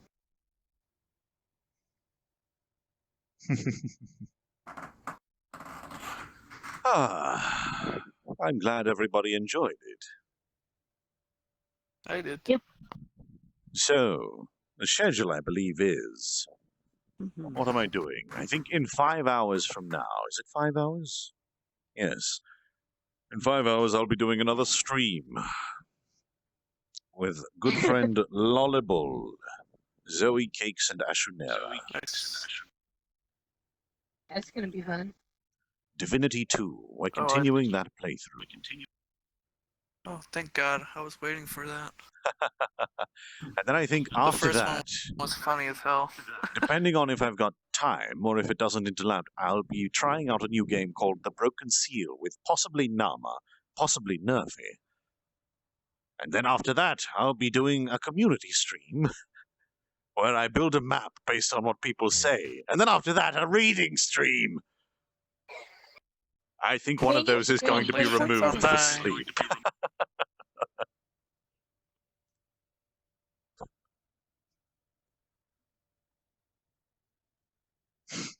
Hey, Astro, you woke up. I think it was, yeah. I think you were sleeping. Thank you for coming once more, Johan, and everyone else who is here. Astro. For you, Mags. I For get out the you. pillows. Also, thanks to everyone who is on the stream. I just heard, I'm not was that sure a if Astro Fluttershy can gasp? hear me. Or a Pinkie Pie gasp? What was this? Astro. Yes, I recognize that sound. Where's Astro go? Let's say you are. Can you hear me?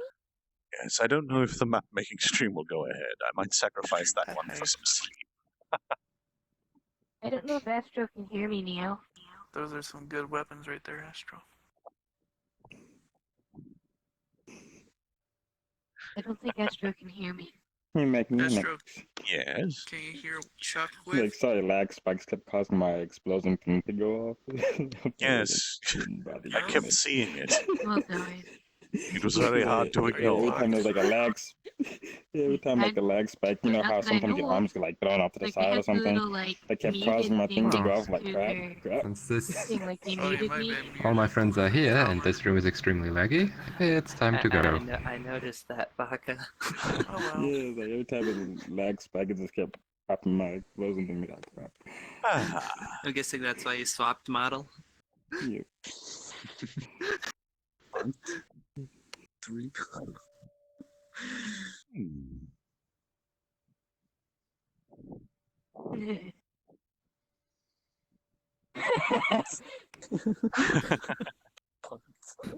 I believe that's by the same creator who made this face. Oh my gosh. It is, yes, it is. From the video game, too. Very, very good What model are y'all maker, making yes. Mr. Meat dream about? Oh. Adorable. Pantsu. That is too cute. Hello, DSLT.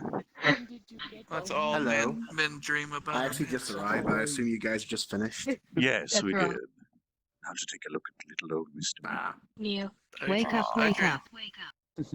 I dream of Pantsu. Can you grab this? No? I need, Oh, no, you I can't. need to get a sleeping animation. Oh, that's goddamn cute. Oh, you do? Astro is sleeping with I know what Astro's it means by pot. bark. And Mr. Me is apparently ramming Mr. Me, her get the fist fudge up. through Astro's head. Oh. Screenshot. Now I need to know if Astro made their own animation for sleeping. But they can't hear me. Probably. Most likely. Sleeping animations are so hard. Because animations in general are Instead hard. of Z's, I prefer Agreed. Snot Bubble. Screenshots. Xantro, why'd you All the go tiny? screenshots. Oh, I should probably turn. No, Hold up. bugger it. I don't care. There's nothing there for me. Xantra. Sandra could go even Let me tinier. get you tiny. Oh, we're gonna have a tiny battle? Tiny battle. Alright, Xantra, where'd you go? Hi! Oh my god, you're The donut You're map still smaller needs to than be the little completed sometime things on this the weekend. dresser. Yep. Up onto the dresser. I think. But can you do this? What? Becomes Ant-Man.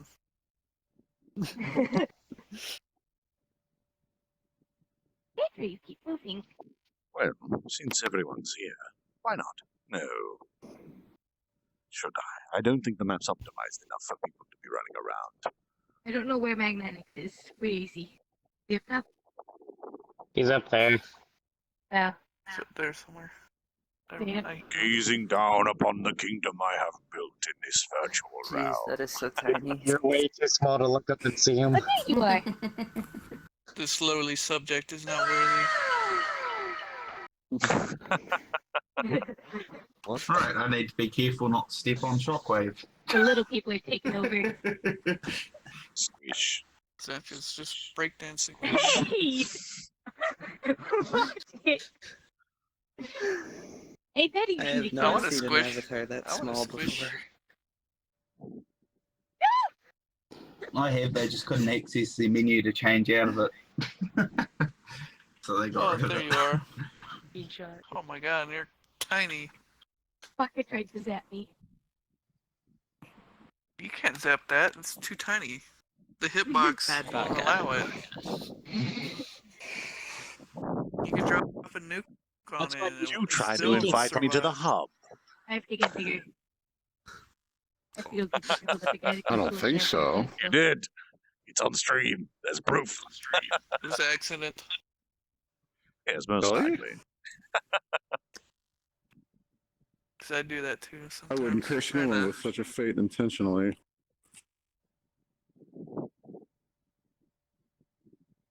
Hey, Neil. Oh, no, now I'm tiny. Yup. Pick me I near don't so I even. can push I don't you. even Is think that my another model no, on my your column's account? not that different. Yeah. Yep. Attempts of getting a little bit better. Thanks for the I'm reading. behind Very you. good. You're Oh, welcome. you can take your head Did off. I just see your legs move? Teleported behind you, Shockwave. Nothing personal, kid. Oh no. Stomp, No? stomp, stomp, stomp. No, nothing in that respect. Is I that missed model it. optimized? You missed. Yes. I'm sorry, I dear just sentient. arrived. Oh god, now we got a mech. It's alright. It's alright. It's like, don't mind the three Hello. giants It'll down be in on the middle. YouTube later. The 4 Yes, giants. Oh, now 4 giants. I do enjoy listening during work. Oh gosh. How big is Oh, I it? think wow. there might be an Elan Oh, model I've seen in well. Source Filmmaker. There might have Really? been. I'm not too sure. I couldn't find Well, any. I remember I seeing like it. how But you if have you a know tiny of one, ant one I'll and take like a it. giant one. Otherwise, I Rawr. just have to make Oh it no, I go myself. bigger. I go like way. It does Either that, definitely or suit maybe my I can find. style. This is my biggest. I He can does, go about and like either that, or I 100 can find times someone who bigger. ripped it from Demon Souls. Oh god. Yes, I tried to look for that for a few hours. Because There I is could. the weird Ugh. abomination form in a cached file. Oh, that's broken. You know his I'm second looking for form when you go Neoni into the again. tentacle at I the gotta end. let him Oh know yeah. that Fake king. Oh Crystal yeah. and Sword is a long way off. Final boss. Yes. The quote unquote final boss. You might want to be He'll careful eventually with get there. something like that shockwave. He'll eventually get there. Okay. Oh Jesus. That's huge. I Alright, want to well, start going big. Start So to big. whoever freak would out. like to come to this Actually stand up. small map excursion, respawn. I'll show you what happened to the map. The map. Here is the map. The map is here. We'll do it right near the B movie. Oh, I think my game almost died. Did you know somebody made a smoothie? Someone made a smoothie out of the B movie DVD and drank it. Why would you do such a strange thing? Could you please I move, have no idea why he Sandra? would do that. Donut Land version 0.1. Donutland. Here is what happened to Donut Land, dear viewers.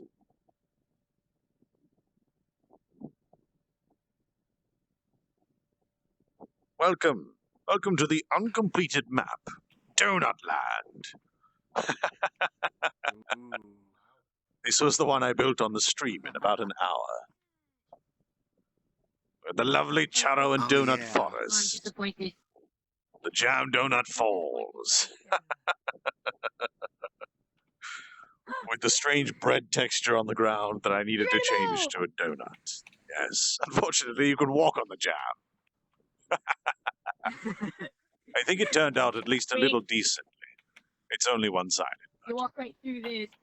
Yes. Oh. It needs a lot more work. This is, after all, just a very initial version of the map. I hate how you But is there a donut shop around here? No, it's meant to be a spawn world that donuts can use. One that I was building for a birthday gift. For Donatsu? Yes, for Donatsu. And here we can gaze over the Donut Kingdom. So there needs to be frosting painted onto all of these different donuts and a few other different alterations. Donut Kingdom. Isn't Homer Simpson banned from here?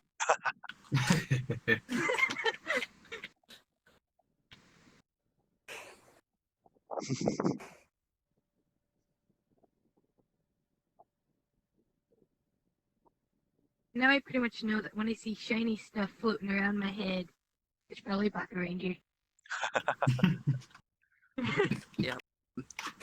So, this is the work in progress map. The lighting needs some work done. The skybox needs work done. The donuts need to be frosted, glazed, and repositioned with other awesome tasting colors and flavors. And I obviously need to add a mirror and sounds and a small sign. I prefer jelly filled. Is Well, it Jellyfield? jelly doesn't really run as well as Yes. jam. I wanted to make the jam falls of Donut Land. Yes. Jam. I'll take both. But in America, Any they kind of call donut's good for me. jam jelly.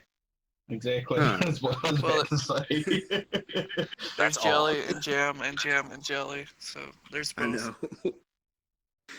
I suppose God. PB&J, peanut butter and jam. Ooh, I was about to make some because I'm hungry. All right, well, Oh yeah. now that we've all seen this, I'll take you all to the Rainy Land map. Yay! Rainy Land. More like the lonely bus stop. Oh, my legs.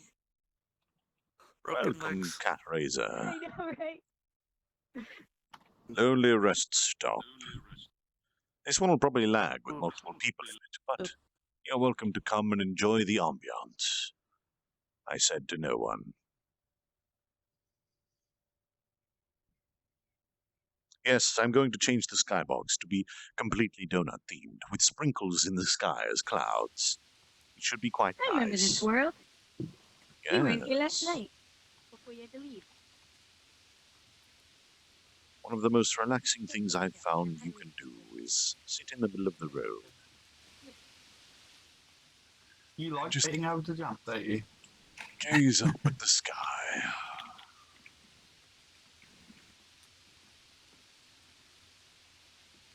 I want to jump so bad. All of it is gaze up at the sky and you just praise the sun. You're walking. Praise the I'm sun. trying to drink the rain. Praise the rain. Such a lovely praising the little rain. display. Got the rain sounds, yes. It's my neighbor Broken. That sounds cool. Come in here. Yes, come into this small hut. This is some ASMR. Oh, I think I've seen this on your Twitter. Yes, yes. It's at least optimized enough Was to in have here this last many night. people in here. I want to optimize it further, but unfortunately that will require a lot of work. So I think I'm just going to push this one to be I'm not public. sure how what. Do you feel it, Pfizer? I'm not sure how my world would react having a whole bunch of people into it. Love rain. Like I in love it. the rain. I've I'm only had making one my person in my president as world that well. I'm working on. I feel like there's a monster down me. the road. Yeah, I don't think my world would. Mag, be I have a affected all that solution much with a to lot all of your people. problems. Stream yourself sleep. Sancho, you're our king. Stream myself sleeping, yes. Borderline creepy right there. Well, I mean, other people I have mean, there died. are people who do it. Ice Poseidon did it. Yeah. And people kept abusing his donations because of it. playing the alarm clock videos and completely destroying his sleep. I fear that would be all I would hear. Nightmares of the pring donation received. Oh yeah, I know all about that. You want to see my world real quick? Sure. Go forth and conquer. Always I keen. gotta get into the open. That is something I was also planning to do on Cat Ray's suggestion. Our dear friend over there. Go along. This is safe for the stream, yes? I'm not going to walk into a porn club, am I? Yeah. Oh, I'm you're walking good, you're there. good.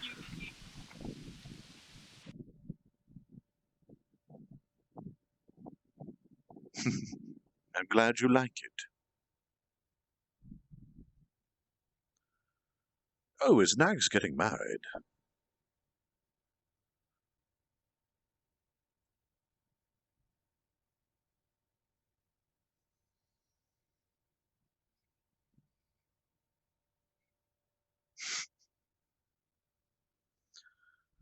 Oh. Whoa. You need to do some optimization. Optimization. What the hell is optimization? I don't know what optimization is.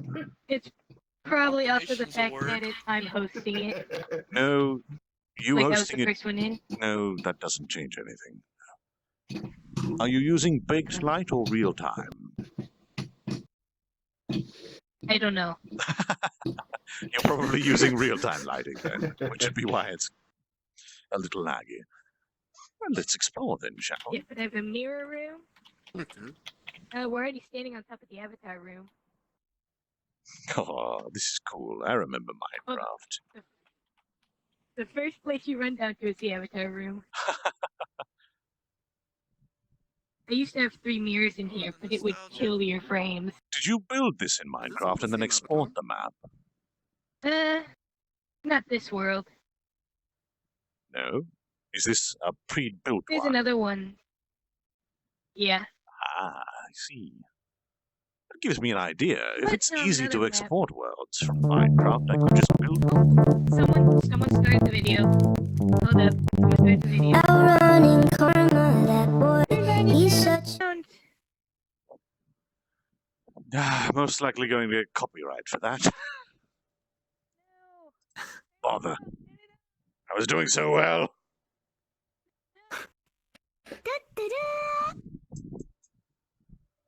Indeed. Do-do-do. Exploration. Snow. I didn't know it was that loud. 이브 준비됐습니다. Evil! Yeah, sorry about that. Didn't know it was that loud. 시스템 체크.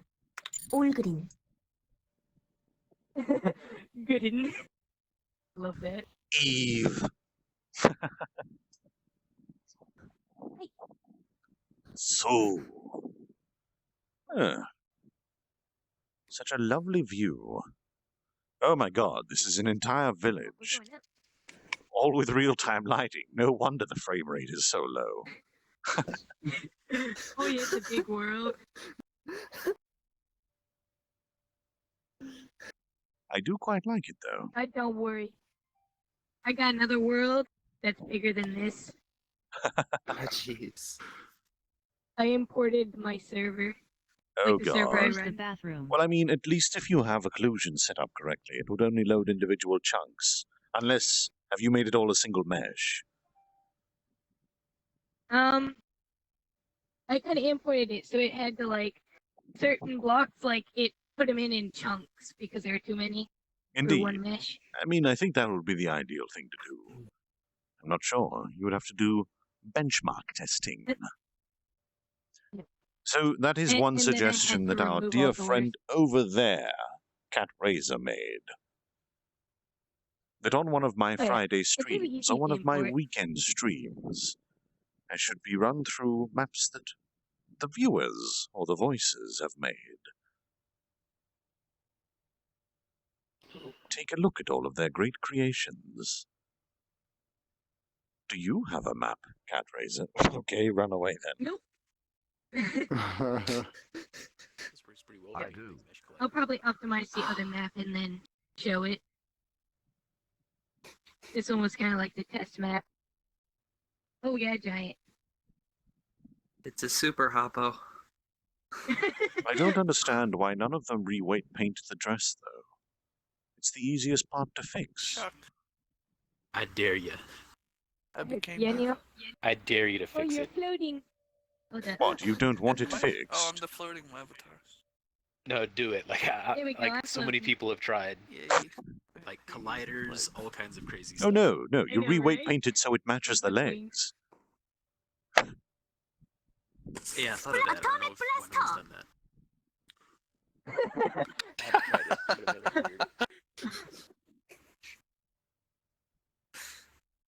I don't know, I could never get to work with my hoppo model. I spent hours working on my Hopper model and didn't even bring her in.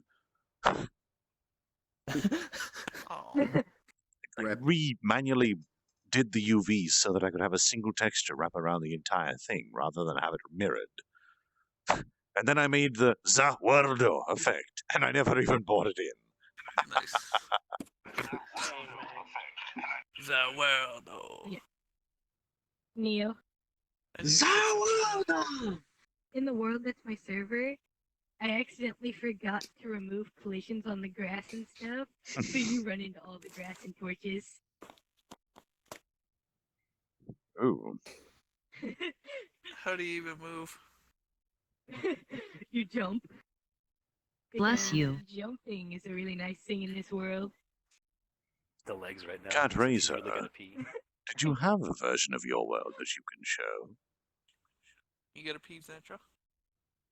I do. Would you like to show it then?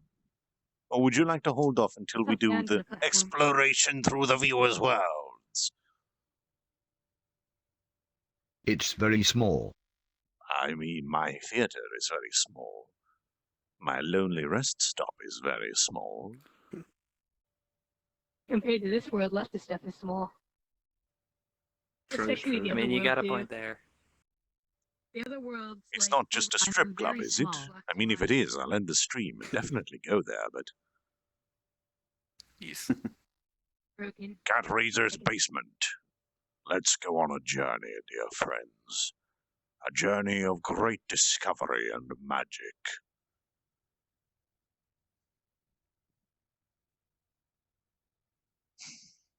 Sorry that this stream is going on for a lot longer and doesn't actually have much to do with story time.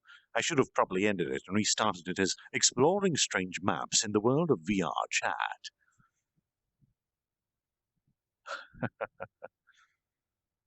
I'll end after this small preview of Cat Razor's basement. Whoa.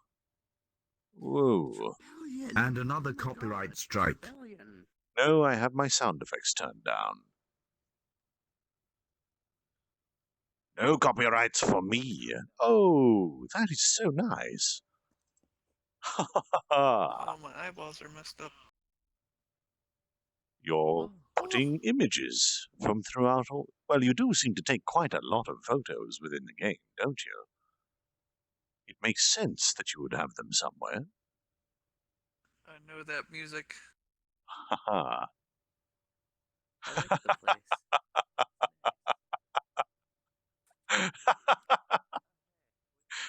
I wish I was there for that. That looks so fun. Whoa, what happened there? Oh, nice. It must have been my sword. I don't know. Ah. I want to grab that, but apparently I can't. You can totally stand on the sword. Aww. Collision on everything you can pick up. The Buster Blade. Is that a wrist blade? That's Rebellion. I believe that's what that sword is called. Yeah. So many people. Lullable. Shimakaze.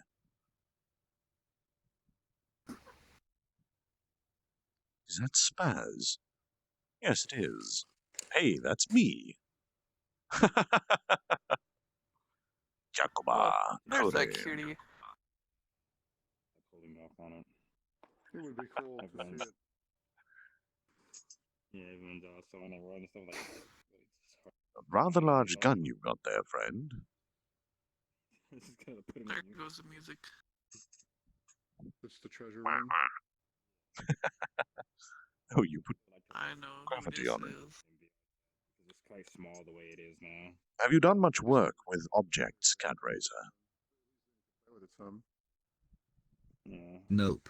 You should make these equipable with a use action on them to play an animation and a sound. That'd be cool. Then, if you Open can up figure out the how to Google. do the inversion thing that allows the drink sound to play on that trigger, you could do that too, like the old hub used to have. The gravity on those Oh, is I miss probably the a bit old hub. high. I think we all do. Can I use the little sword? Ah, Spaz Koga again. On such a lovely map.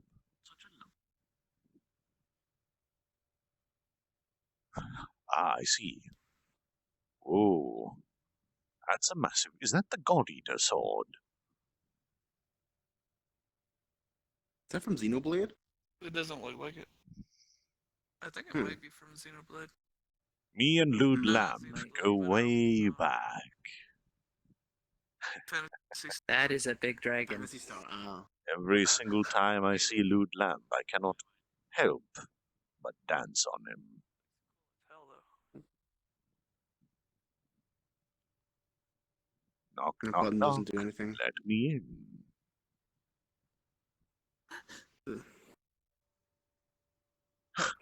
You found the Is best that your sword. skybox that has that, or have you actually put a plane down there? Oh, that was creepy. Who's that laughing? Was that Rusty?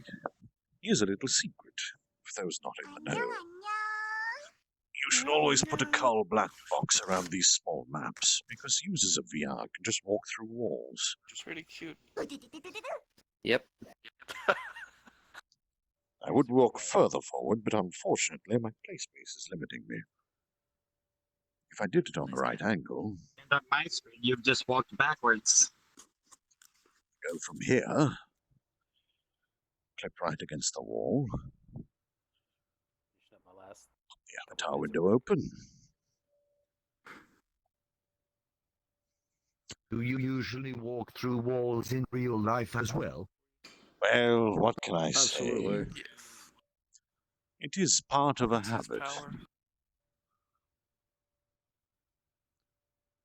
No, but if you want, you should take a look, if you ever get the chance, at, oh, bother.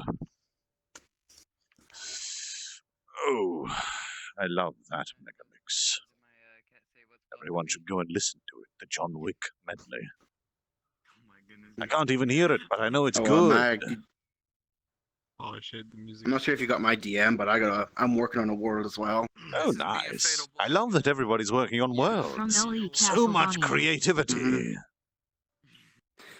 Unfortunately, it's not as vibrant as this one. It's kind of bare bones at the moment, but it's kind of based on the apartment I'm in right now. Ah, I see. And it all starts out as a blue box, so... Yeah, I can see it. I did make a staircase model in Blender, which I used in that model, Very in that map, nice. and it took me 3 days to make it. But I think you're a bit better at If you want to, I extruding can- now, Picture's yes? dangerous. Yes, that's what I'm trying to do. Oh, Bulky. if you want to, I can like upload it real quick and invite you guys to it. Why the hell not? And kawaii eyes. I'm happy to wait. Alright, I've got to do I'll- stuff for the next few hours. All I'm going to do outside of this is just work on stuff. Metal Gear Rising. All right then, I will be right back, and I will invite you. Okay. No worries. Either that, or I can just come in here and drop a portal if there's still room for me. Like it's Sure. got the trigger, like he pulls the trigger and the sword shoots out. See on that. I don't know what. Adventures with Mags. Adventures with Mags. Some good old-fashioned cola. Can I see offline friends yet? No. Oh, yes, I can. No, the person who made the map that I was talking about before to prevent this whole debacle of the VR people walking through walls is Kemple. If you ever get I a know chance to Kimple. look at Kimple's hub, try to walk through the wall with VR. It's completely blackout. Prevents you from seeing all of the secrets. It's a very wise way to do it. No secrets. It's actually really smart considering I haven't come across a map that you can't. It's the first thing I try, generally.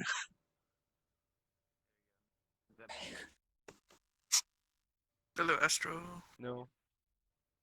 I copied the time stopper over, but Where's your ladle? You get that line on your face again. But this time it's It's a really lightsaber bright. ladle. It's like a white line. That's nice. Did you copy it? You can fight Ryan and Jacobo with that. no. Because that's in another unit. I know, I hate how it does it. Astro can make Jedi soup. Look, Mm. this is a lightsaber Perhaps I'll ladle. start working on putting in my Yeah. world this week. Jedi soup. Oh, nice. Oh. Is it made of bantha? He spends his day PayPaling people $22. Just dropped. Oh, you're going to sleep, are you, Visor? Got this hype music going on. Thanks again. You're welcome. I need to fix the animation because I think he's a bit too.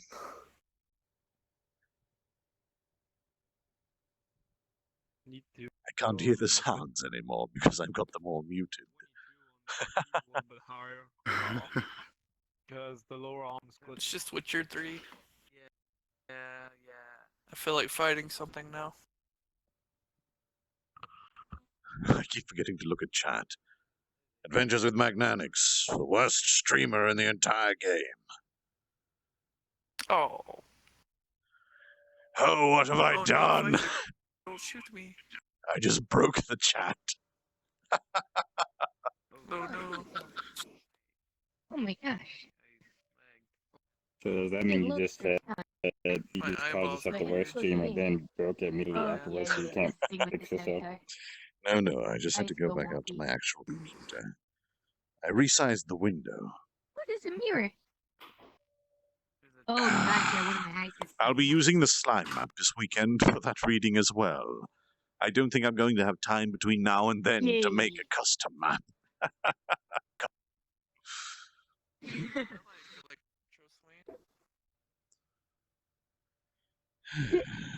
Magnetic. I should just make a theater in Minecraft. Or like a reading hall or something. I wish I could actually scroll in OVRDrop. It would make using this A chat Greek so theater. much easier. Open door Greek theater. Nope. I wish Kind of I like the could one in download the SAO. world. With that one, I just probably download the world and import it. Yeah.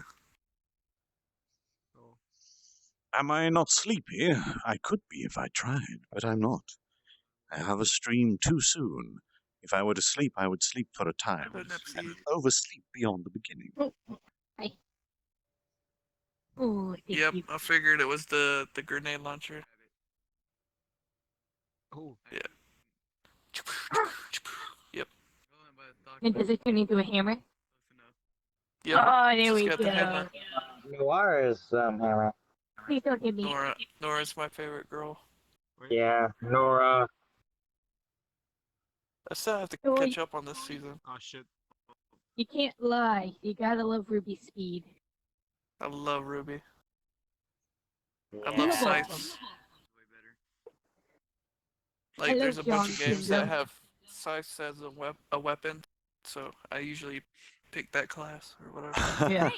But no. Like, or I Kingdom love has John. Reaper Be now. cool, little bagel cannot fight my You're gonna love Sean's semblance. Yeah. Yeah, I if you have can, to get to if you that can point. figure out how to use a scythe, you can get I'm past glad like really I any know that you're defense. not Because you can reach around cover. No, it is not over. Just swing It it is over the broken, wall. child. Yeah, you pull people to you. Nipsey, Give me a. have you seen season 5?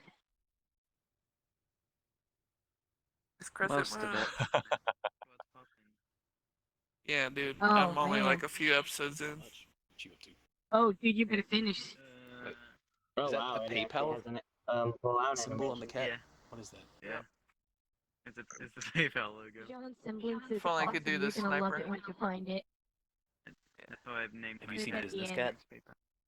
Yeah, Actually, this I is actually Business watched Cat. someone I just who like retextured the tie. reviews the episodes after it's goes live, and he talks about it. He's just like, people yeah, already do that. you can figure out John's semblance like 3 seasons before, and I'm just like, yeah. And I what can is only it? do thumbs up on one hand. Wait, what? And what Yeah, is The other it? one turns It's into because this. he pointed out just like, yeah, John's there for support. So his semblance is support. And any way you look at it, it's still gonna be support. But what does it do? Oh. Huh? Amplify What does someone's it voice. do? Oh. Double the It amplifies trouble. other That's people's perfect auras. for him. Yeah. He wants to be Oh, mate. useful all the time. Mate, So you're now gonna, he's you're gonna being love what he useful. does to Weiss. I can't even hear it. Yeah. Oh, the dude, person was Weiss would love that. Yeah, someone was pointing out, it's just like his semblance is either healing or some other form of support that can involve healing. That's it. That's what a semblance is going to be. Remember, It's not going to be a big remember, reveal. we can't ruin it for Neo. Eating the barrel. I Well, mean, you already ruined a it. bunch of That people it's a die, support, so. Well, no. About how a bunch of important people die, and like someone really, really important. Like. Is You it remember Adam? show? I hope it's Adam. Oh no, Adam lives. He escaped. Adam's She has a pot, so you can't head pat. But you remember after a certain episode when you know who gets stabbed right through with a fire I can't spear? tell if it's working on both hands. Sometimes it fails. Oh, wait, are you talking about the new season or a previous season? Oh, newest. Your eye animation for me, Magnanix, is a little bit weird. Oh yes, that's because I'm merging two that shouldn't be merged. Oh, okay. Ah. One is this, the other is that. When I combine I that got little thing properly. close with this... Yeah, I thought your eyes were disappeared. I was like, oh no. Yes. All I can do is smack. Hey.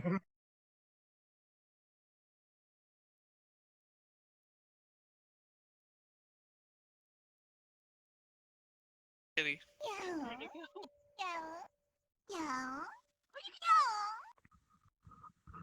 Oh dear. That's no good. Oh no. Weird, you're right. Is the stream still okay? Ow. No, it's just a big Yeah, I'm actually currently Looks like working it is on okay. the server world. Now we need to get someone I to just stand changed on the the lighting to blade. make. Holding the blade until someone jumps on that one. Does it work with the other blade? Oh, it's Yang. Yang's my secret bae, though. Hey, what if the person who voices Yang actually played VRChat? My entire VR died. That'd be funny.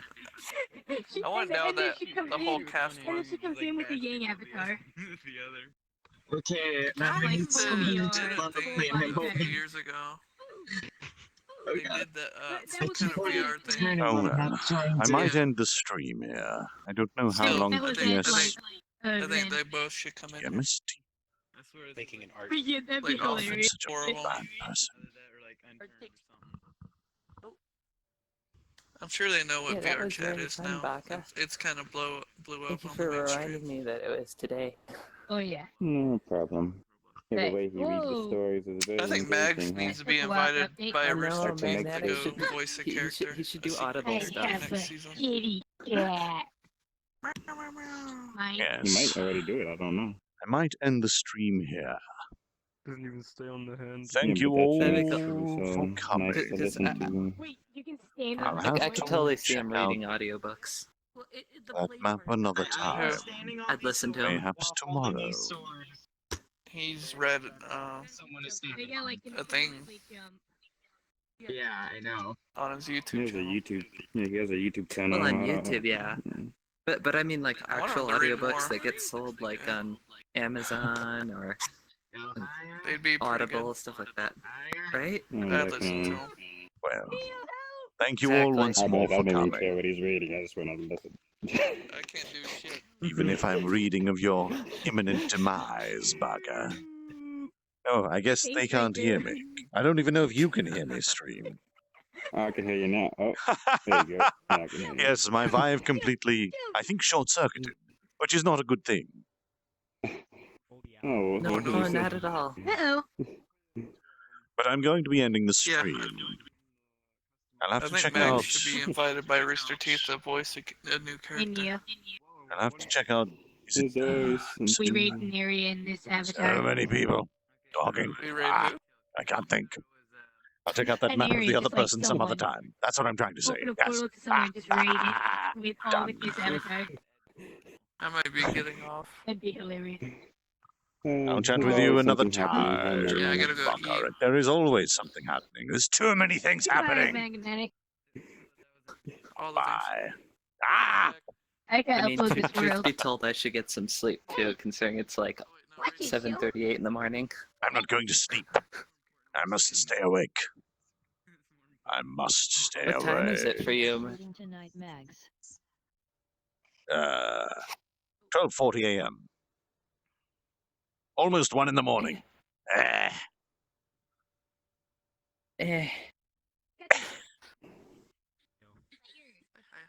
I know the feeling. 6:40 in I the don't know morning whether I for should me. just stay up or not. No, I have to stay up because I have another stream. Yay! I'm probably gonna Don't I? Look at that maybe take a nap gem. somewhere in the middle of the day. All right, I'm losing my mo. There's a chair there. I haven't actually. Thank you for didn't showing spend me all my this money on place. Commissioning an avatar, I probably would have donated to the stream today. You don't need to do that. That's actually why. Like, I bet you're so good at what you do. It's fine if you just watch. It makes me happy. Yeah, I think the world's. The event cannot happen if there is no audience. Well, I mean, it can. It will just be very boring.